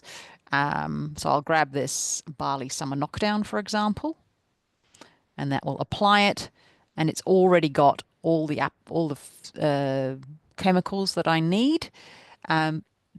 It might not be the right rates for what you want for this particular job, but you don't have to go and look for the chemicals, and that's the real usefulness of it. So I can then type this and go, actually, I need 2 litres a hectare. And I'd like to add to this particular one an additional product. I'll add some hasten to it. And I'll remove, put the rate in there, 1 litre, and I'll remove this adjuvant here. So you can change whatever you need to change. It will not change the template. The template will stay as it was.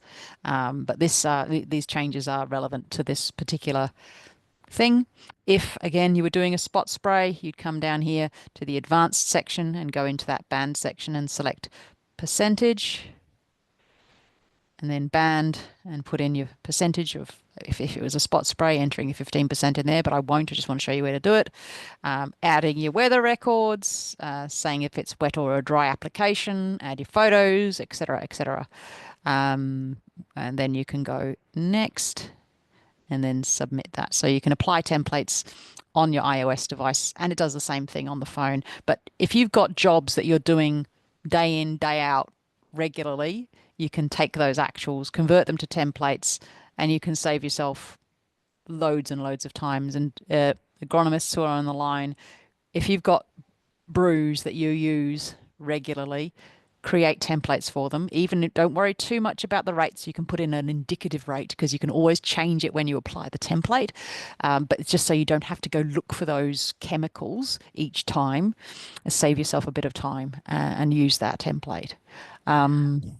Ruth, we've got someone with a question. Fire Andrew, away. if you want to ask a question, unmute yourself. Yep.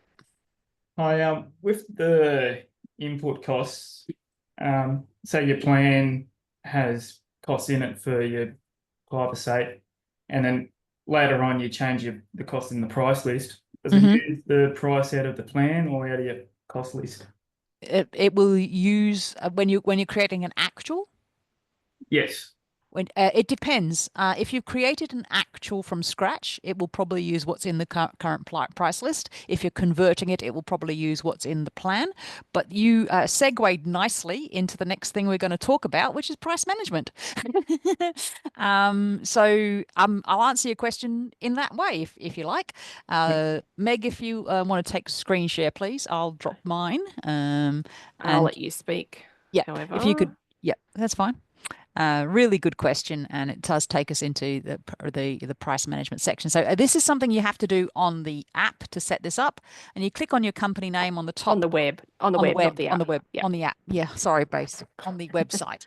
Click on your company name on the top right corner. So Bonwinnie Farming, which is Meg's place, and then on the left-hand side you click on price management.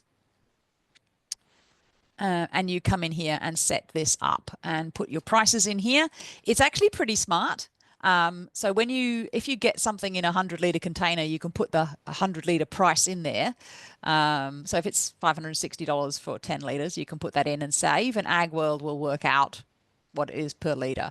So come in here, set this up, and then you can push these prices into various places in like your plans and your actuals, which we're going to cover very soon in the advanced section.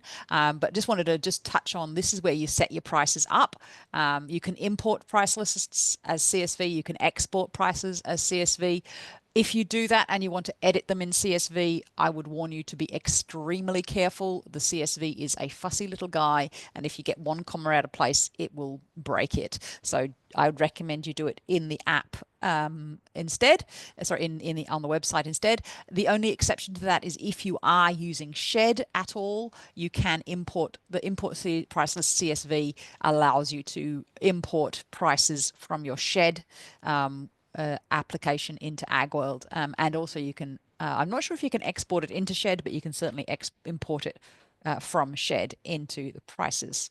I'll come back and show you how the bulk refresh pricing works in the advanced section, because that's more covered there. So we've sort of looked at most of the topics that we had in hand. So unless there's another question, there was one more topic I wanted to cover, which is reporting. But we'll definitely come back to your price management question in the final session. Yep. We've got a question, a hands up from Nigel. If you want to go ahead and ask a question, Nigel. Sorry, yeah. If we're just updating a bit of pricing on the run and we just change it in one grower, like you're in at the moment, if we just hit archive or bulk refresh pricing, will that apply it to all growers, to all farms that are in the plan? You're asking from an agronomist's point of view, this price list is for all growers. Yeah. If you're an agronomist. Yeah. So that's a very good question. And when you use the bulk refresh, I will show you how you do that for a particular grower.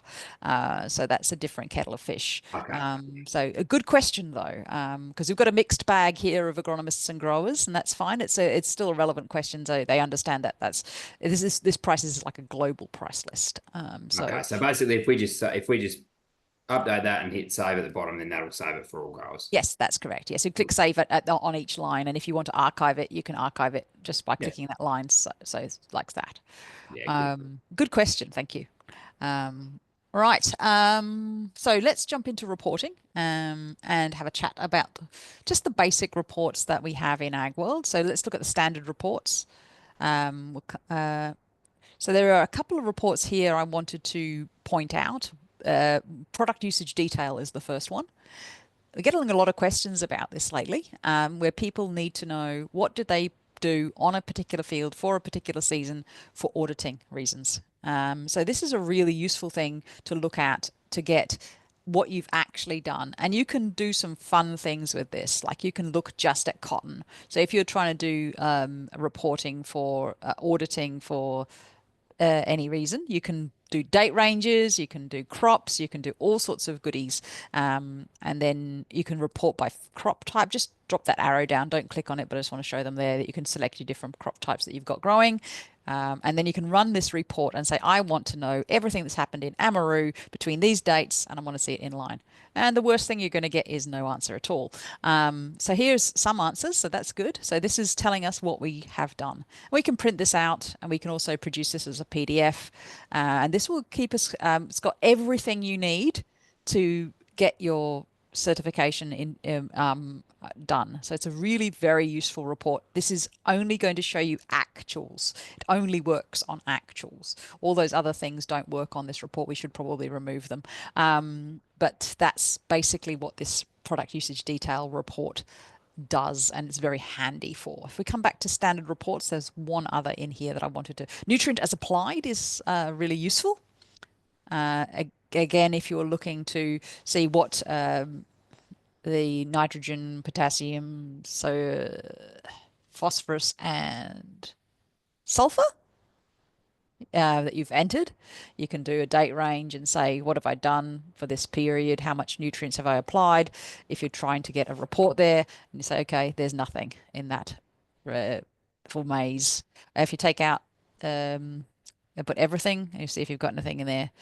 So you can see what you've applied. There's some on, we've put some sorghum, we put some 2.6 kilograms of nitrogen, 1.4 kilograms of, no, that's phosphorus, 3.8 potassium, P and K always get me, and 0.6 of sulfur. So yeah, and a little bit of boron, a teeny bit of boron, and a little bit of molybdenum. To test your knowledge of the periodic table by remembering if you can figure out what all of those elements are. I haven't used that in a workplace situation before, but I've had to start remembering my periodic table. Last one of the standard reports that is useful is this crop insurance. You read my mind, Meg. Crop insurance is really useful if you need to get a quote for crop insurance. You can use this report. It is only works on seeded fields. So you have to have your seeding done for this to work. It gives you a little report, shows you what fields are got what in them.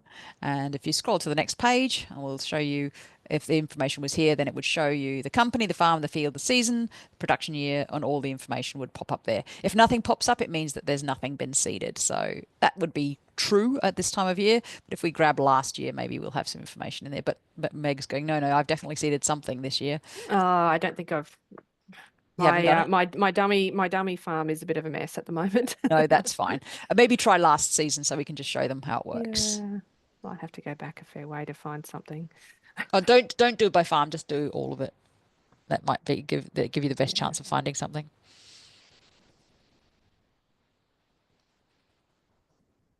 No, it's okay. Never mind. You just show that is there, and you can export that as a CSV, as a PDF, or as KML files. So if your crop insurance people are asking you to send them that information is in there, and very handy to get that to the crop insurance guys. Don't think there's anything else in the standard reports other than that I really wanted to do you want to talk about worker? Yeah, I've not really used it. So this isn't very heavily used in Australia, but we're starting to get people who are interested in it, especially if they're trying not to poison people, which is a good idea. So this is the report. This is to warn anything that might be problematic. Where you have withholdings, re-entry periods and things, which is one thing we didn't show you when creating actuals, but you can, within your actual for each product, put a re-entry period. And that could be, do not enter for 7 hours after spraying, or it could be 3 days, or it could be 3 weeks, or you can even have sowing, for anything that has a residual. You can also be having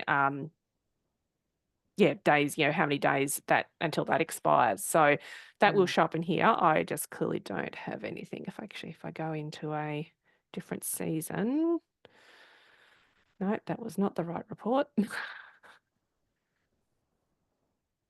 There we go. Let me see what comes up. I might have something. No, there's not going to be anything because it's probably all expired. But that's okay. There's just so you know that it's there if you need it. It's not heavily. Here we go. Here's one.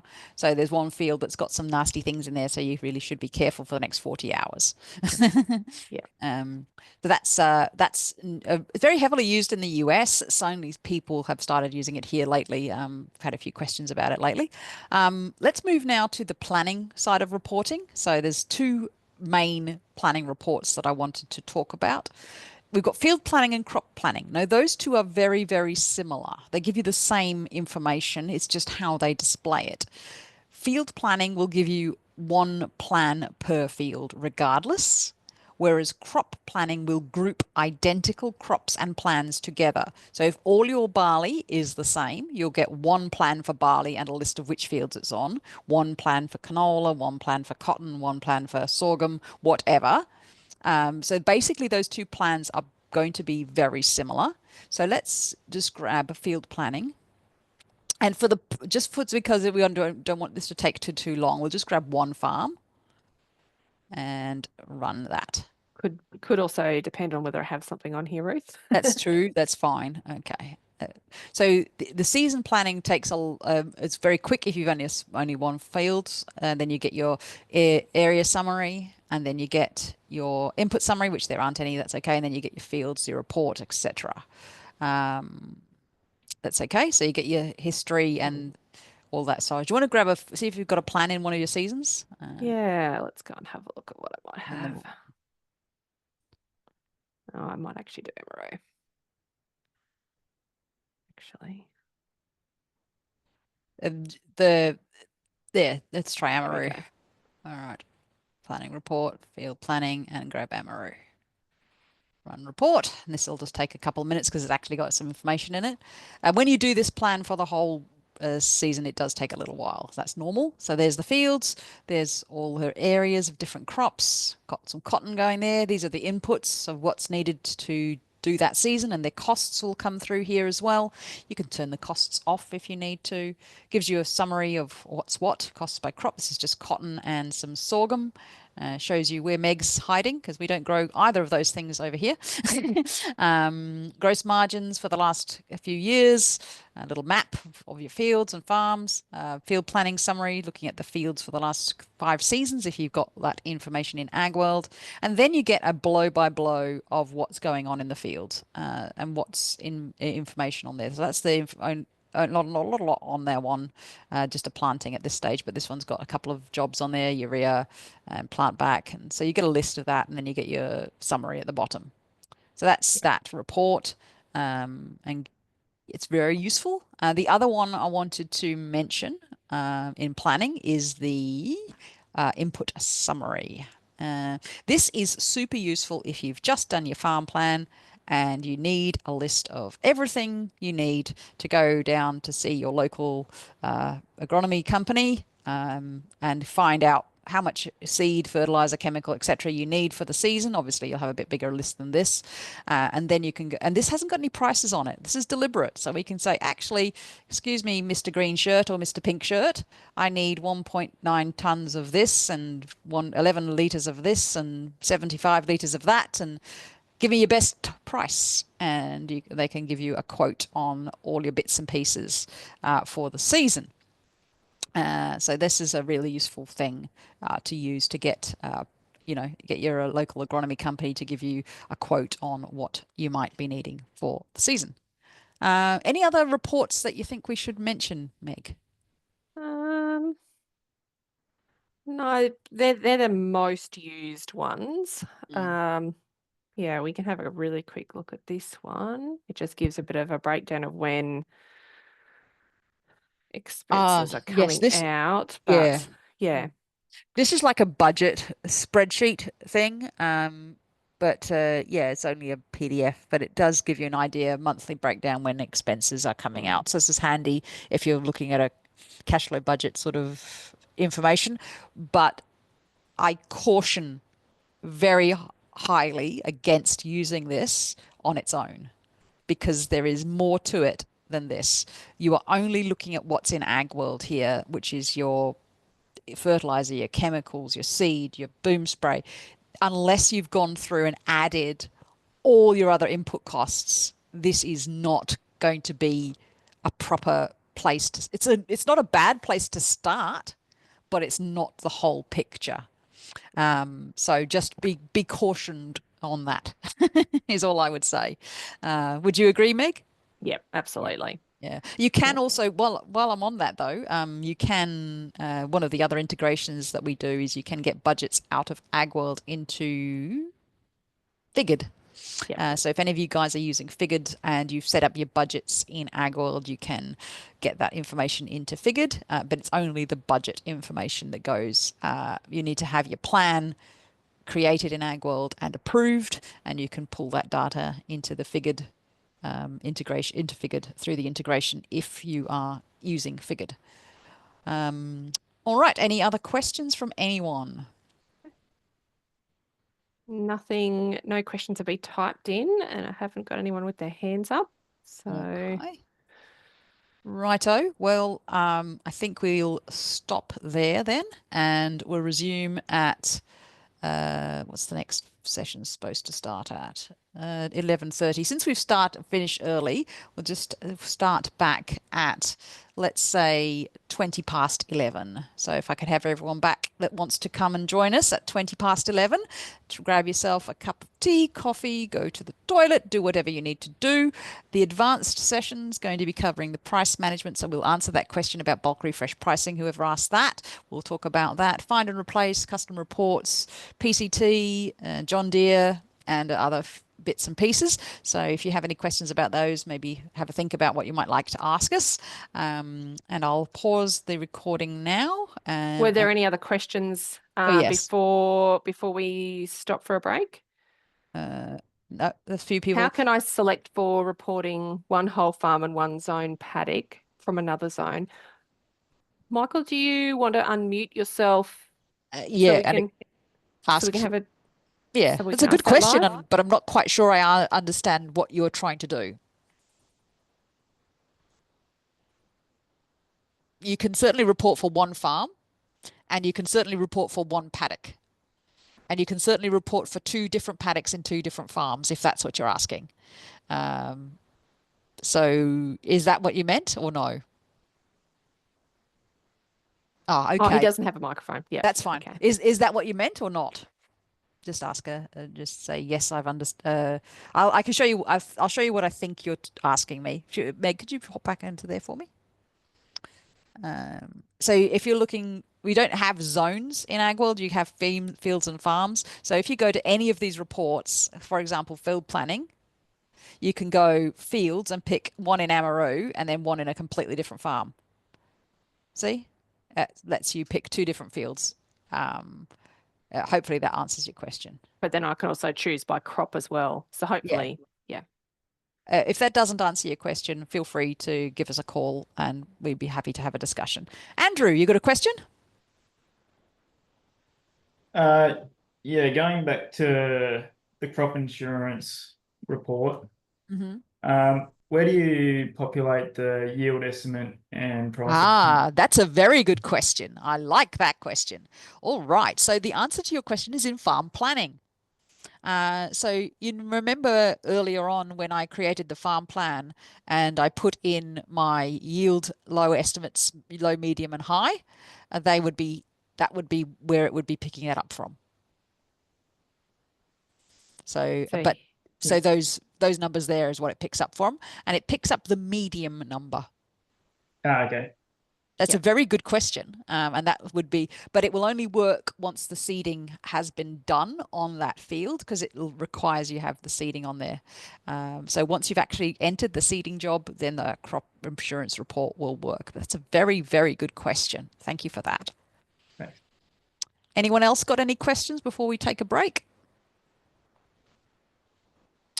Alrighty, and we'll stop there then, and we'll take a 15 minutes break. So we'll be back at 11:25 for those of you who are keeping track. I will stop the share now, and thanks for your questions. And we'll be back at 11:25 for the last session. So please feel free to write down, think of any questions between now and then. Oh, no, I don't want to stop the course. I want to pause it. Alrighty. Hello, everyone, and welcome to the last session of the Agworld Bootcamp for March. I'll just share my screen, and we'll go through a bunch of things that we're going to cover in the last session. We're going to look at price management, find and replace, custom reports, and the integrations that we've got, and any questions that people want to throw at us relating to those or any other topics that they might like to look at. So let's jump in to Agworld and see if I can share my screen. Share. Desktop. Share. All right. Hopefully that is working for you and you can all see my screen. yes. Right. Let's start off with, where should we start, Meg? Let's start with find and replace and, sorry, price management. Price management, I think. Yeah. Okay, so price management, we sort of touched on that in the last session, but we're going to cover that in a bit more depth now. So in order to access price management, you need to be on a Grower Plus or higher, or if you're an agronomist, you will have access to this in your branch. If you don't have access to this in your branch and you're an agronomist, please reach out to us and we can find out who will be able to give you access to that, because you need to have company administrator. Just for those of you who are farmers, if you've got multiple users in your account, only company admins have access to the price management side of things. So let's jump into my training farm and we'll go into price management.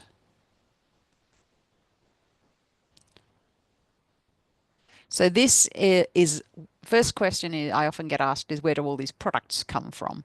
These products that appear in your price management list is everything that you have done you've got a reco for, you've created a plan for, you've done an actual for, you've done a work order for. Anything that you've created an activity with will be in this price list. If you want to add additional products to your price list, you can do that on the top left corner here by clicking on Add Product and look up the product and grab whatever it is and then set my price and say that it's 50 bucks for 10 liters and save. And so you can add something else there. It's already in there, so but you can add new things through that way. So I won't add that. Just bear with me. So that's how you do that. If you need to add it, just bear with me. Alrighty, so come through here, and this price list is a static price list. So it applies to everything that's happening now. So you can export these out. So if you want to keep a copy of your price lists as of a certain date, because you might need to refer to them later, you can export that as a CSV and then just save it onto your desktop and give it a name called, March prices from Agworld, because you may need to load those back if you need to update them and put them into actuals. So when so once we've got your prices in here, for stuff you don't use anymore, you can archive it like so, and that goes into your archive section. If you want to unarchive it, you can go back to archive and restore it. It was restored. Takes a minute.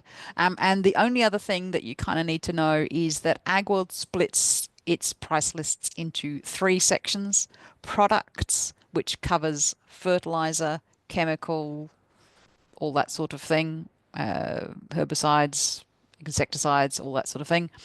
Seeds, which have their own list, and operations, which also has its own list. So that's where all your harvesting, contracting, boom spray, fuel, seeding, all sorts of goodies in here. So that's basically the 3 sections, and you can set those prices up in here by just clicking set my price and putting in a price. I'm not going to give you any guidance on what those prices should be. It's something you need to work out for yourselves, especially operational costs, but it's certainly something worth doing. And once you've set them all up, you can use them in several places. Firstly, we can use them in planning. So once we've set up our pricing, those of you who were attending the second session and where we were talking about planning, I mentioned there and said I'd come back and show you later that in farm planning, we can come up here and we can refresh pricing for this season. And what that will do, it will push the prices that we've just set up in our price list into our farm plans. So you don't need to worry if your farm planning prices are wrong to start with. You can just pull the prices into here. You need to make sure your plan is set to draft to do this, and you just click refresh pricing for the season. It'll say, hey, are you sure? You click OK. You let it think about it for a couple of seconds. It doesn't take very long, and there you go. It's all prices have all been updated. So if I went into one of my plans, the prices would have updated there to what I've changed them to. If there's no prices, if there's 0 cost, we need to go back and fix that and update that. So there's no costs for some of these things, and other things have costs in them. So you can go back and get FlexiN and fix that up and then refresh it again. So sometimes you'll find that. And one of the easiest, quickest, most efficient ways to find prices that are 0 is to run that planning report that we discussed in the previous session, where you'll get a list of all of your inputs, and they'll come up with $0, so you can go through and update those. But that is not the only place you can do this. You can also do find and replace to do pricing, but that's not the real use of find and replace. It can be used for many things. You can access it directly from the planning page here, or you can go into planning and find and replace. This is possibly one of the most powerful tools in Agworld, short of custom reports. It is very powerful, but you do need to be very careful with it. And the first time you do it, make sure you know exactly what you are doing. And if you are a bit unsure, or then definitely call support and get some help. Once you've done it a couple of times for real, you'll be like, actually, this is pretty awesome. So what can find and replace do?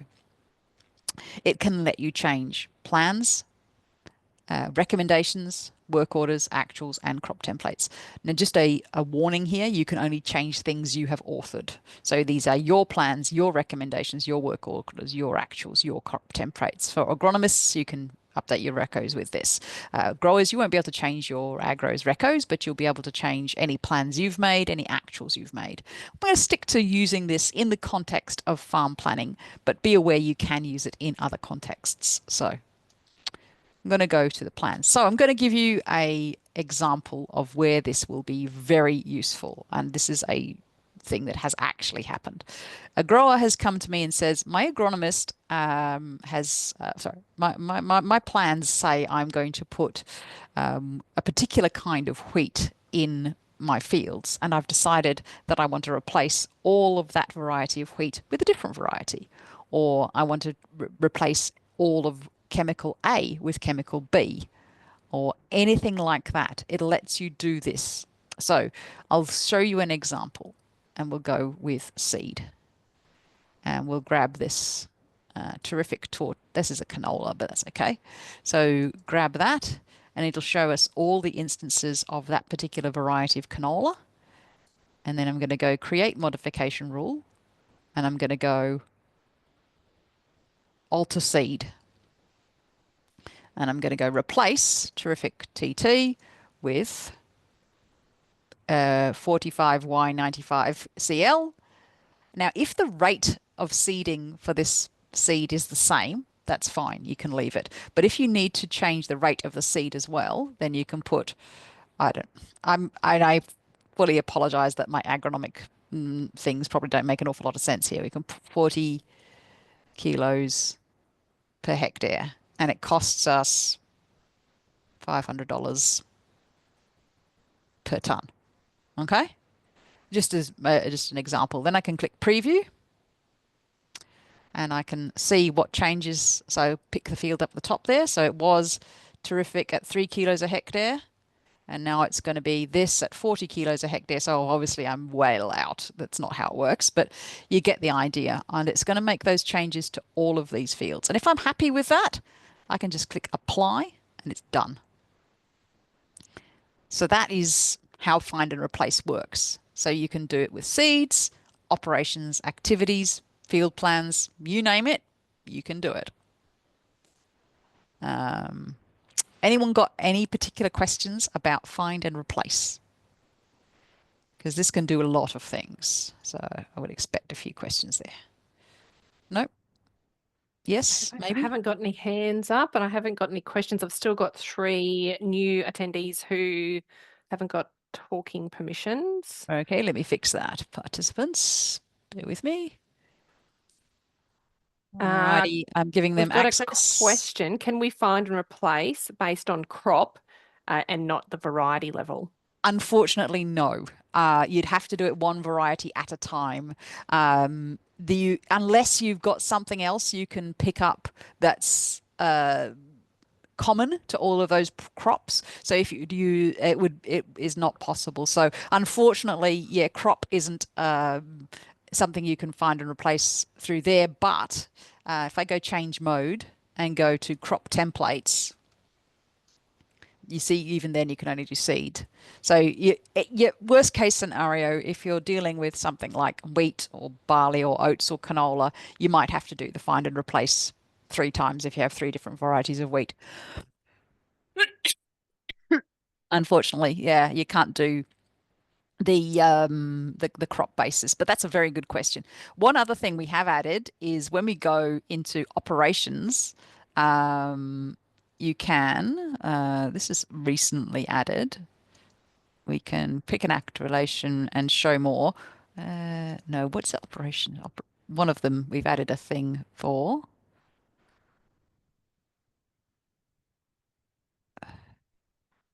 Add criteria, activity, date range. So in activities, you can now find activities within a date range. So you can go due at a particular between, before. So you want to find all activities between a date range and change those.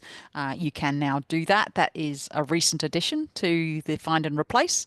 So it was requested by an agronomist who was looking to replace all of the activities for seeding with a different rate of fertilizer. So you can also, I should note that you can stack these things, but that gets quite complicated quite quickly. So I suggest that you just keep it simple to start with and just do one thing in terms of find and replace. But if you are struggling to get what you want and find what you want, definitely reach out to support, because this find and replace can be used quite well in both planning and actuals, and you can sometimes update your pricing through there. But this is not the best place to do updates for pricing. This is more intended to fix incorrect chemicals, incorrect rates, things like that, or incorrect other things like dates and things. So it's more to adjust things rather than to fix pricing. For fixing pricing, we've got a specific tool for that.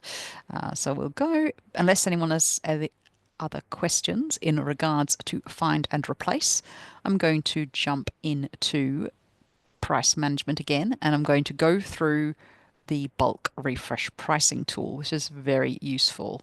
Okay, I'm giving everyone a couple of seconds for questions before I move on. No, I can't see anything there. Okay, anyone else joined us? No, yeah, with me, allowed to talk. I just added a couple more people to this, so you can talk. If you have a question, just unmute yourself and speak out, or if you're feeling shy, feel free to type it into the box. We don't bite. All right, where was I? Back to price management. So I'm going back to price management, clicking up here on my company name, going over to price management. So I've set up my prices. I'm all happy with that. We've got this tool on the top right corner here called bulk refresh pricing. This is a relatively new tool. It hasn't been around in Agworld for very long, about a year perhaps. And it's a very powerful tool. So you can use this as a very, very blunt instrument or a very sharp instrument, depending what you need to do. If you are an agronomist, you'll be able to select your growers from this drop-down list. I'm logged in as a grower. You can select your season, so you can adjust previous season's pricing if you need to. You can select your price list, which will always be whatever your price list is. You can do a date range if you want to. It's like, I only want to update prices between these dates, if you wanted to. You can do any activity type that you've authored. Again, if you're a grower, you won't be able to change the recommendations that your agronomist has made, but you can do your work orders and your actuals, and if they're yours, you can do plans, but let's just do actuals. And then you can, if you want to, go to input categories, and you can either do all categories, or you can do just products, or just seeds, or just operations, or you can leave all categories and then pick a particular input that you want to change. So glyphosate 450, for example. And if I just select that input, then I will be changing all activities in season 2024 for Ruth's Training Farm this month that are actuals that have glyphosate 450. This is a very sharp, very precise thing. I'm changing just that for 1 month. Or you can do it very broadly and change all your prices for 1 month. Or you can do it even more broadly and change all your prices for a season. So when you're ready, you can click on this little tick box here. Only update the missing prices is reasonably useful if you want it to leave alone the ones that already have prices in there and just put the ones. So if you've entered a price into some of the Glypho 450s and you want to keep those, you can just click that to only do the missing ones. But otherwise, you click on update prices, and it doesn't have any activities that are in that system. So there we go. So now it's, if I said all activities, it's going to say which ones. And people have asked before, can they download this? Yes, you can. You can click on this and it'll create a little CSV file of what you're about to update. You click yes, update, and it takes a couple of seconds to do that. And it'll notify you here with a little bell that it's done that. It took that 6 seconds and it's done it. So that's bulk refresh pricing. It's a very powerful tool, very useful tool. You can update historical information. You can do a lot of things with this. And I say it can be a very, very precise tool down to 1 day updating prices, or very broad, allowing you to do the whole of a season, or that sort of thing. I think that addresses the question I had in the last session about pricing. And if it doesn't, if that person's still here, feel free to ask a further question on that. Nothing has come through yet. Okay, no worries. Let's move on then to, what was else? Custom reports. Custom reports. Oh, yes, it did. Thanks. Yes. No worries. Awesome. Thank you very much. Good. Righto. Righto. So custom reports. This, as you've said, as I said before, I've got a couple of favorite parts of Agworld, and custom reports is one of the other favorite parts of Agworld because it's very cool. Custom reports is only available in the grower professional tier and is available to all agronomists. You can build a report to do a lot of things. These are just a few examples of the things that I have built reports for. Agronomists, feel free to pick up the phone and say, I need a report that does insert a question here. And same if you growers out there, if you've got a grower professional, if you'd like a report built, just ring up and ask. Building custom reports is a bit tricky, but it is worth persisting with, and feel free to have a go at it. The worst thing you'll get is no answers. When you create a new report, you basically new report up here, and you can build anything you like. So you give it a title.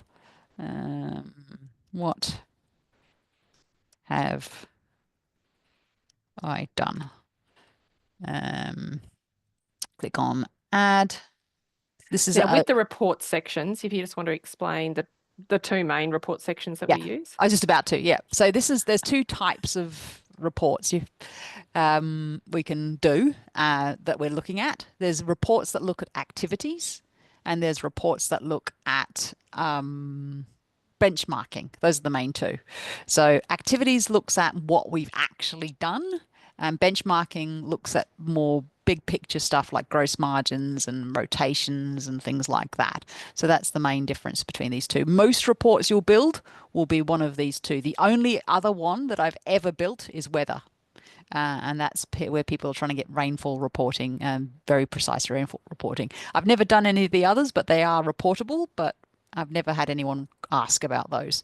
So this particular report I'm going to build is based on activities, and that can be different types of activities. As we mentioned, there are 4 types of activities: plans, recommendations, work orders, and actuals. So if we go add, we can say, what sorts of information do we want? We want, these are, sorry, I've selected the wrong thing. What data, what do you want to group the data? So you can go, all of these things are reportable. You can see there's heaps of things you can report on. But let's make something simple.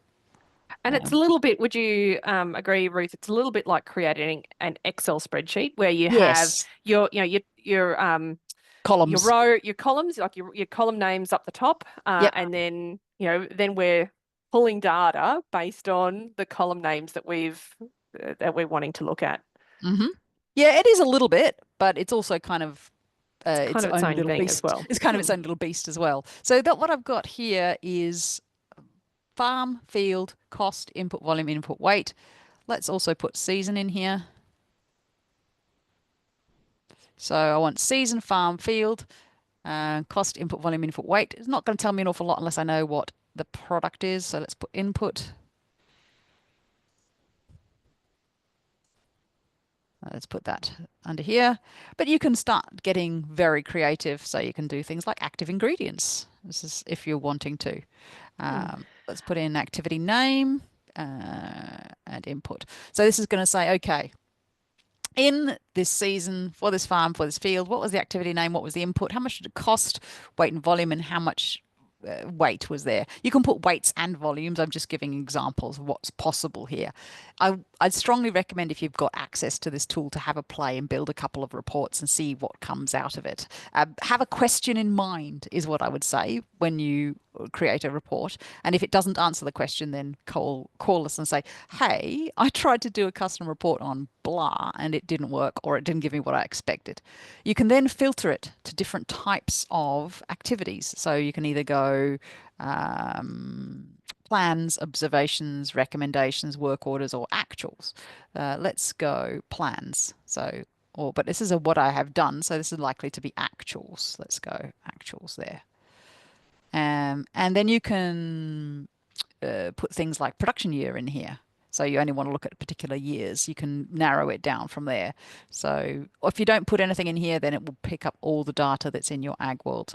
That can be a problem if you've got a lot of data in your Agworld. It could take a little while. This won't crash. It just might take a little while to generate that. Click on done, then next, then save and preview. If you're an agronomist, you need to choose your client in here. I'm logged in as a grower, and I'm going to grab last season and run that report.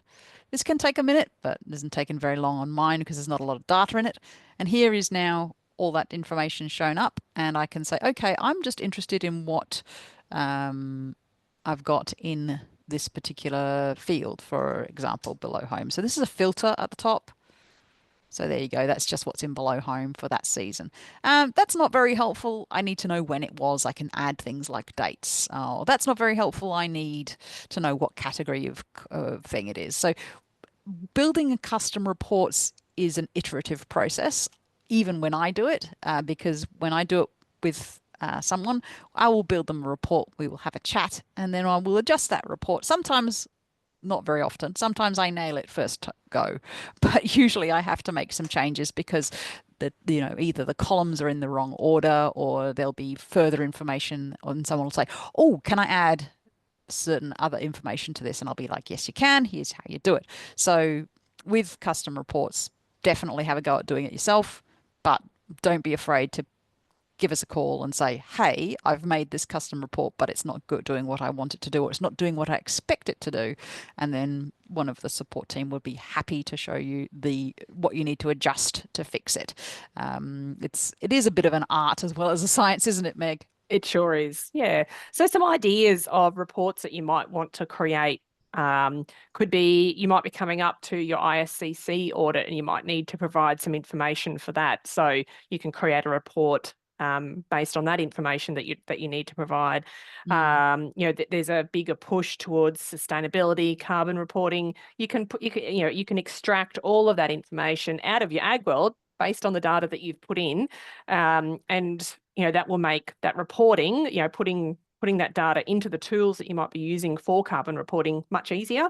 You know, we get a lot of requests for cotton reporting for My BNP, or the Better Cotton Initiative reporting, those kinds of platforms where you're needing to provide evidence of what you have or haven't done. So yeah, they're just some ideas. Yeah, and the other one I've had, people were sending crops where they have to prove what herbicides they haven't used. I can't remember what it was for, but they were like a haloxyfop for your, I think it's haloxyfop for when you're doing your commodity vendor declarations. That's it, commodity vendor declarations. Yeah. That's what I was trying to think of. Thanks, Meg. I couldn't remember what it was. Me. That was me who failed getting a CVD rejected at port. So, yeah. Yeah, but it wasn't you weren't the first person that asked it. I've had it asked by growers before, and certainly I was like, okay, why do you need this information? And they explained to me, well, I need to report this when we export this. And it was actually WA, and it was actually in regards to hay, and it wasn't that particular chemical. They were trying to prove that they hadn't used in order to export their hay to, I think it was Hong Kong from memory.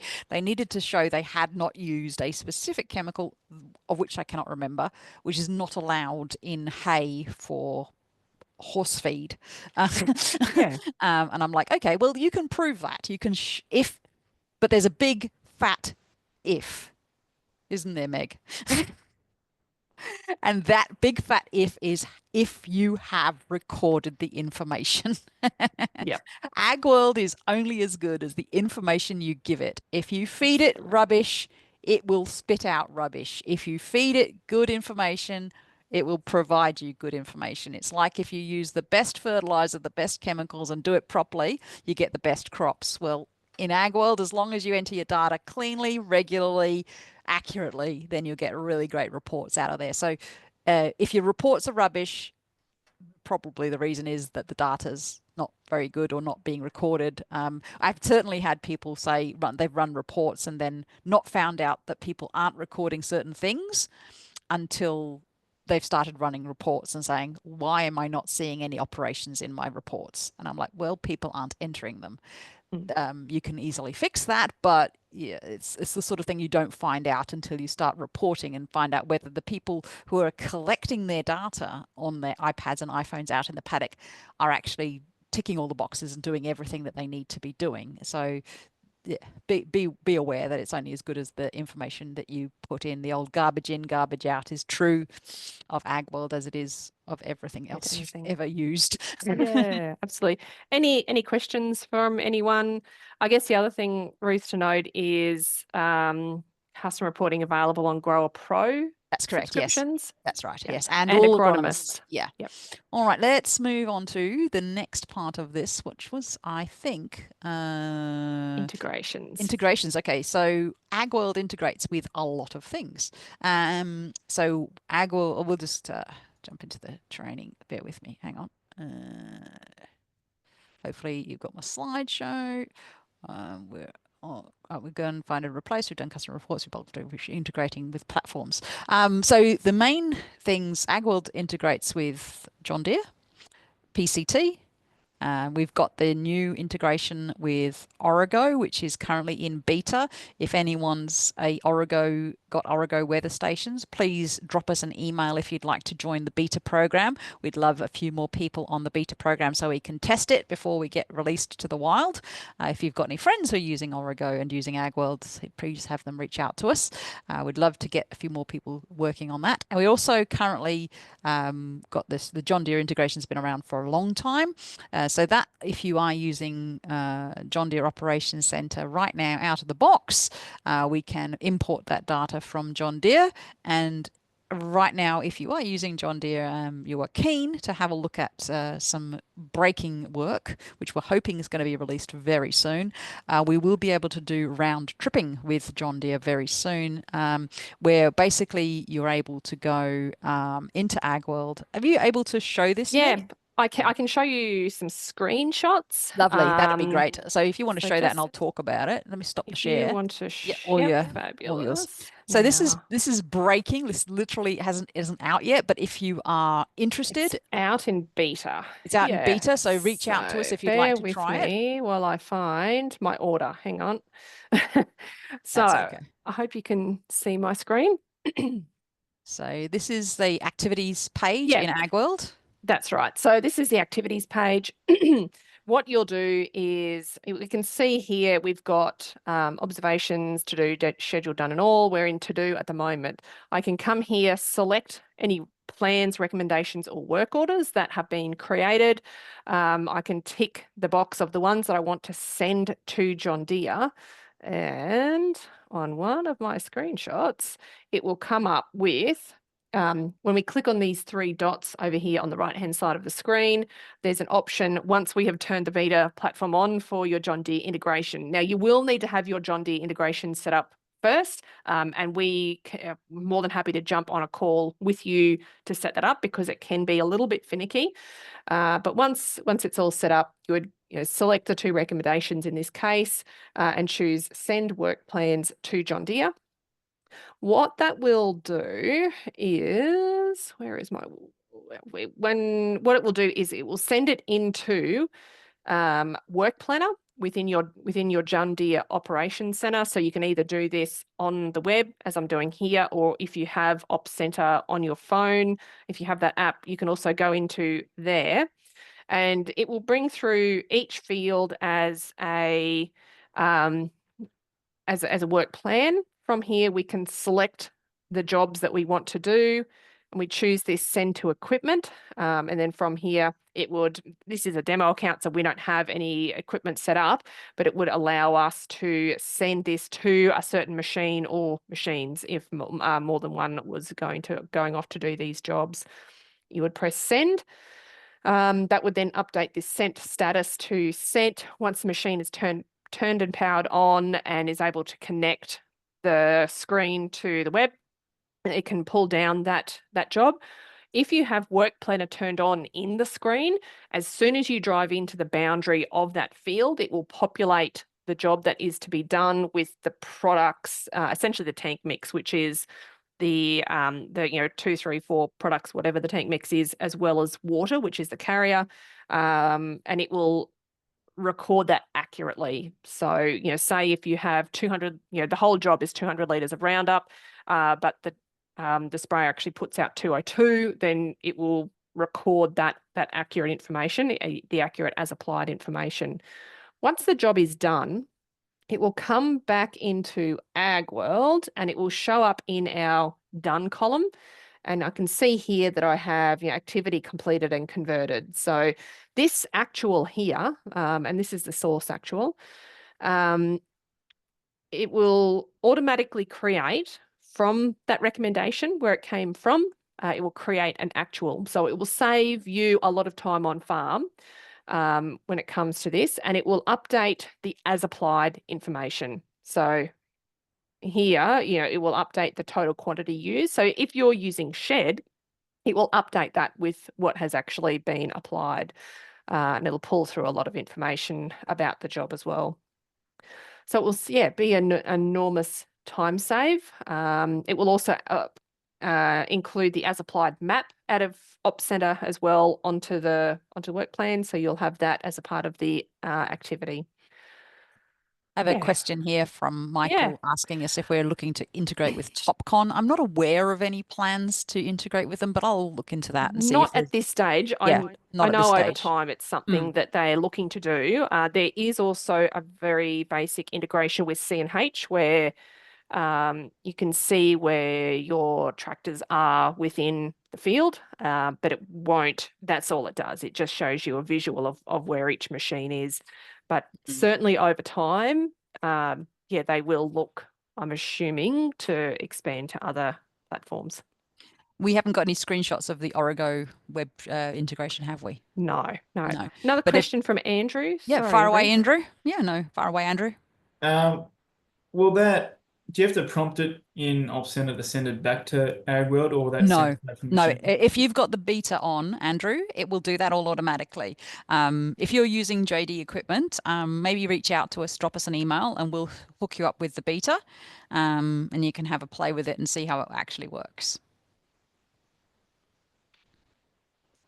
So we would love to have a few people play with it and give us some feedback before we release it. So we've only had a couple of people beta testing it up till now because we've had a few niggles that we've pretty much ironed out most of those now. So we're happy to open it up to anyone else who'd like to have a play with it, especially if anyone on the call is using John Deere. Just drop us an email, let us know, and we will hook you up with a trial. So you can, if you haven't already got the right level of subscription, we'll hook you up with a trial so you can try it. The John Deere, I should mention that the John Deere the John Deere integration is only available in the Grower Professional subscription or an enterprise subscription. And I think agronomists can access it as well through their subscriptions. Yeah, okie dokie. So the only other integration I sort of really wanted to talk about is PCT. We don't have any sort of screenshots. I don't have screenshots, but I can share. Sure, that'd be awesome. Something, hopefully. So PCT is a third party that we work closely with, Precision Cropping Technologies. It's basically, when you hook it up with Agworld, allows you to see various different layers of Agworld, of information out of the PCT, so like things like I'm trying to remember EM layers and soil layers and all sorts of cool stuff that you can show as layers in Agworld. Go ahead. Yeah, so just bear with me. It was just unshare my screen. Trying to. I haven't got. Am I sharing? Yeah, no, it was me having a. Okay, cool. That's fine. Issue. This is a really good example. So this is what it shows us from PCT. These are layers from PCT that we can show. So you got soil gravel, soil potassium, soil. Can't remember what that is. Sorry. All sorts of phosphorus, pH. These are all different layers that have come out of PCT, and we can show them on the map in context of the field, and so you can see what that looks like. So you set this all up in PCT and you hook up the integration, and the information comes up in this layers tab, which is not by default. It is an extra tab that you get once you've integrated with PCT. So that's pretty much what that's all about. Yep. The last one, Power BI. All righty. Yeah, let's talk about Power BI. So Power BI is only available for growers and enterprise level clients. So I'm sorry, agronomists, this isn't available for you. It's only a grower thing. So whether you're a big grower, little grower, this is available to you. Power BI is a Microsoft product. Agworld has some information that you can plug into Power BI. So Power BI is like it integrates lots of bits of pieces of data together, so you can pull things from different sources and make some really cool dashboards with it. So this is just an example of the data that Agworld provides to the Power BI platform and what sort of information you can see in Power BI. If this is of interest to you, then let us know and we can explain how that all works for you, set you up with a trial to have a play with it. It's only available, is it available on Pro or only on Enterprise? No, I think it's available on Plus and Pro. Plus and Pro and Enterprise, yeah. So this is available if you're interested in playing with Power BI. It can pull data from lots of other places as well. Definitely worth having a look at. If that's something, if those sorts of numbers float your boat, definitely check it out and get yourself a trial and see what it's all about. I think that's pretty much all of the integrations that I can think of, apart from Shed and Bolt and Cart, which are our farm-ready integrations. And I did show you briefly the Shed integration. If you're interested in any of the farm-ready integrations, just jump onto their website, farmready.io. Those integrations are aimed at growers to add to your accounts. Agronomists, if your growers are using Shed, they can invite you into their shed the same way they invite you into the Agworld account. And the nice thing about the integrations with Shed, Cart and Bolt is that we use a single sign-on with them, so you don't have to log in again. If you're an Agworld user, you use the same Agworld password and username to log into Shed, Cart and Bolt. So those are just add-ons for Agworld, and Shed's probably the most popular of them, which basically looks at your inventory and what chemicals you've got in the shed. Bolt is a machinery maintenance piece of software that helps you keep track of all your machines when they need fixing and what you've done and when you fix them. They've added some neat things into there with QR codes, so you can put QR codes on your tractors and know which one's which. And Cart is a grain management tool for on-farm storage, so you can see what's in your silos, how much is in there, how much you've used, how much you've held over, etc. Has anyone got any other questions for us? Otherwise, we'll probably wrap up soon. The last topic is advanced data management. Not quite sure what Michelle meant by that. I think we've probably covered that in Power BI and things like custom reports and things like that. Oh, there was one other thing I wanted to go on, but you go first. I was just going to say perhaps adding users into an account. Yeah, that's probably a good thing to cover. So do you want to jump into your Agworld? Sure thing. There's one thing I wanted to cover which is related to that, so if you could share that. So to add users into your Agworld account, you do need to be the company administrator of the account. So if you jump in there. Oh, I'm trying to. Hang on. That's okay. See. There we go. You click on your company name on the top right corner there and go onto users and employees, and you can add that person in here.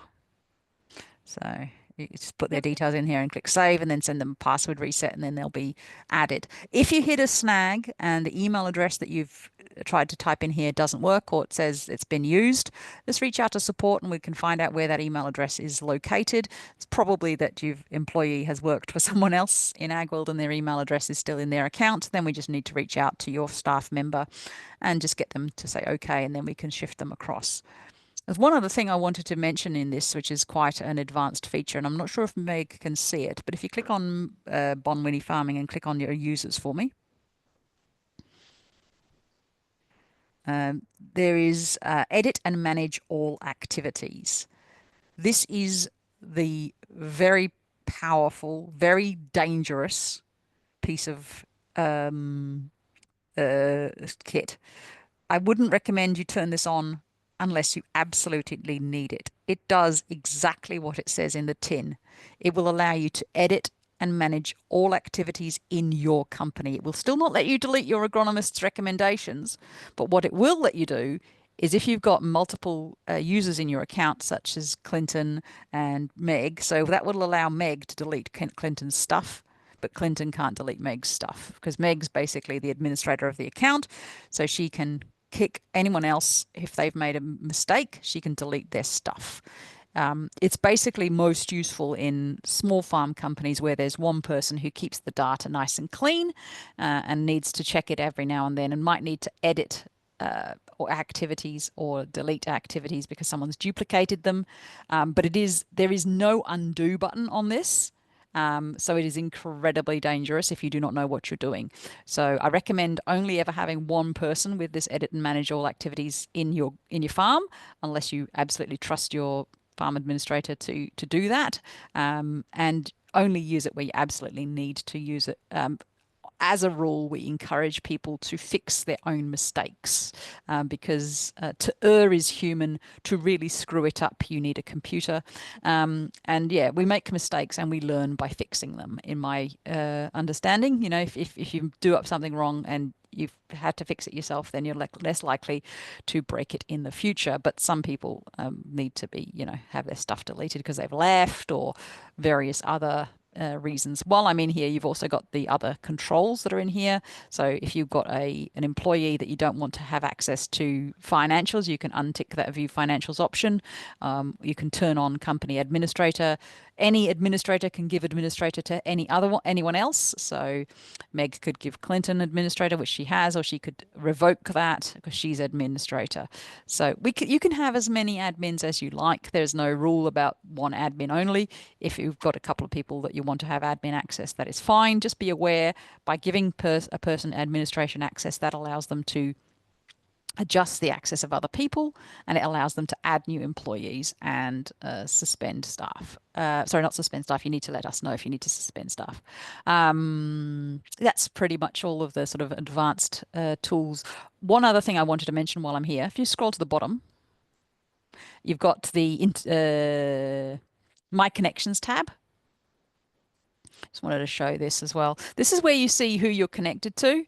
So Meg's connected to her own agronomist, and she's rejected these people from her pile, so they're not connected to her. But if there was anyone outstanding, this is where you do that. You might need to know this, where this is, if you get another agronomist asking you to connect with them, or if you want to kick your old agronomist out, you just go over to Bonwinnie Agro, mouse over it and revoke, and then you kick them out. If you want to get them back, you pop over to rejected and click on accept. And then it does that. That's pretty much what I wanted to ask to talk about in there. This is a bit different on an agronomy account. For agronomist, yeah. If you just pop into an agronomist account for me. For an agronomist, this looks a little different because you also have all of your clients in here. And if you want to kick a client out, this is where you do it. You mouse over them, say Meg doesn't want to have me as a client anymore. She can grab Ruth's Training Farm and click break relationship, and that kicks me off her list. Now, if I'm on the list, if that farmer is on the list of her colleagues in an agronomy company, it only kicks them off my account. So it will just kick that connection. Everyone else will maintain the connection. Sorry, I had a frog in my throat. So yeah, and you can also remove roles from here and add roles from here if you need to. Anything else that we've missed? Any other questions from anybody?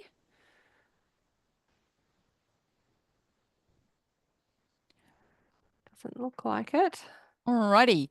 Well, thank you all so much, especially those of you who've stuck with us for the whole of the session. It's been a bit of a marathon, as I said. You just completed the ultra marathon of Agworld, and I hope you found it to be helpful and useful.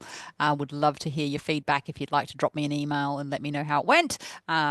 We're hoping if this went well, we will probably do it again. We'll see what sort of feedback we get, and maybe we'll do it a bit differently next time. This is just the first time we've done this, so a bit of an experiment, and hope you've all got something out of it, even if it wasn't necessarily what you expected. If you do want to book yourself a session, you'll be more than welcome to. We do have free training available to all growers and agronomists, and you can definitely call us on the Agworld customer support line on 08 6230 2290, and that support line is open Monday to Friday, starting at 8 a.m. in Queensland and finishing 5 p.m. Perth time. If you call first thing in the morning, you're going to get Meg because she's in Queensland. If she's out and about doing a training session, sometimes you might have to wait for us to wake up over here in Western Australia, and we'll be online from 8 a.m. Perth time. So that's 10 a.m. Queensland time, and various other time zones I'm sure you can work out yourselves. You can always send us an email at support@agworld.com.au. We have an online messaging system in our apps, which is you can send us a message there. You can also message us on the website as well. And we have, if you want to book in for a training session, feel free to give us a call. We'll send you a link. You can book in for a training for 45-minute session with one of the team, go through any particular questions you have that have made you had to think about today. Feel free to reach out and book yourself a session. Otherwise, thank you all so much for coming today. It's been a real pleasure having you all, and hope to see some of you again in the future, perhaps in a one-on-one or a future webinar. Thank Meg, you. did you have any final remarks before we No, start? I don't think so. But yeah, look, thank you all very, very much. Yeah, like Ruth said, we hope you got a lot out of it. All right, guys, we'll leave you there. Have a lovely rest of your day, whatever time that might be, wherever you are. It's only lunchtime here in Perth, but it might be afternoon tea time some places. I'll leave you guys all to it. Thanks very much. Awesome. Bye-bye, Thank you. everyone. Bye.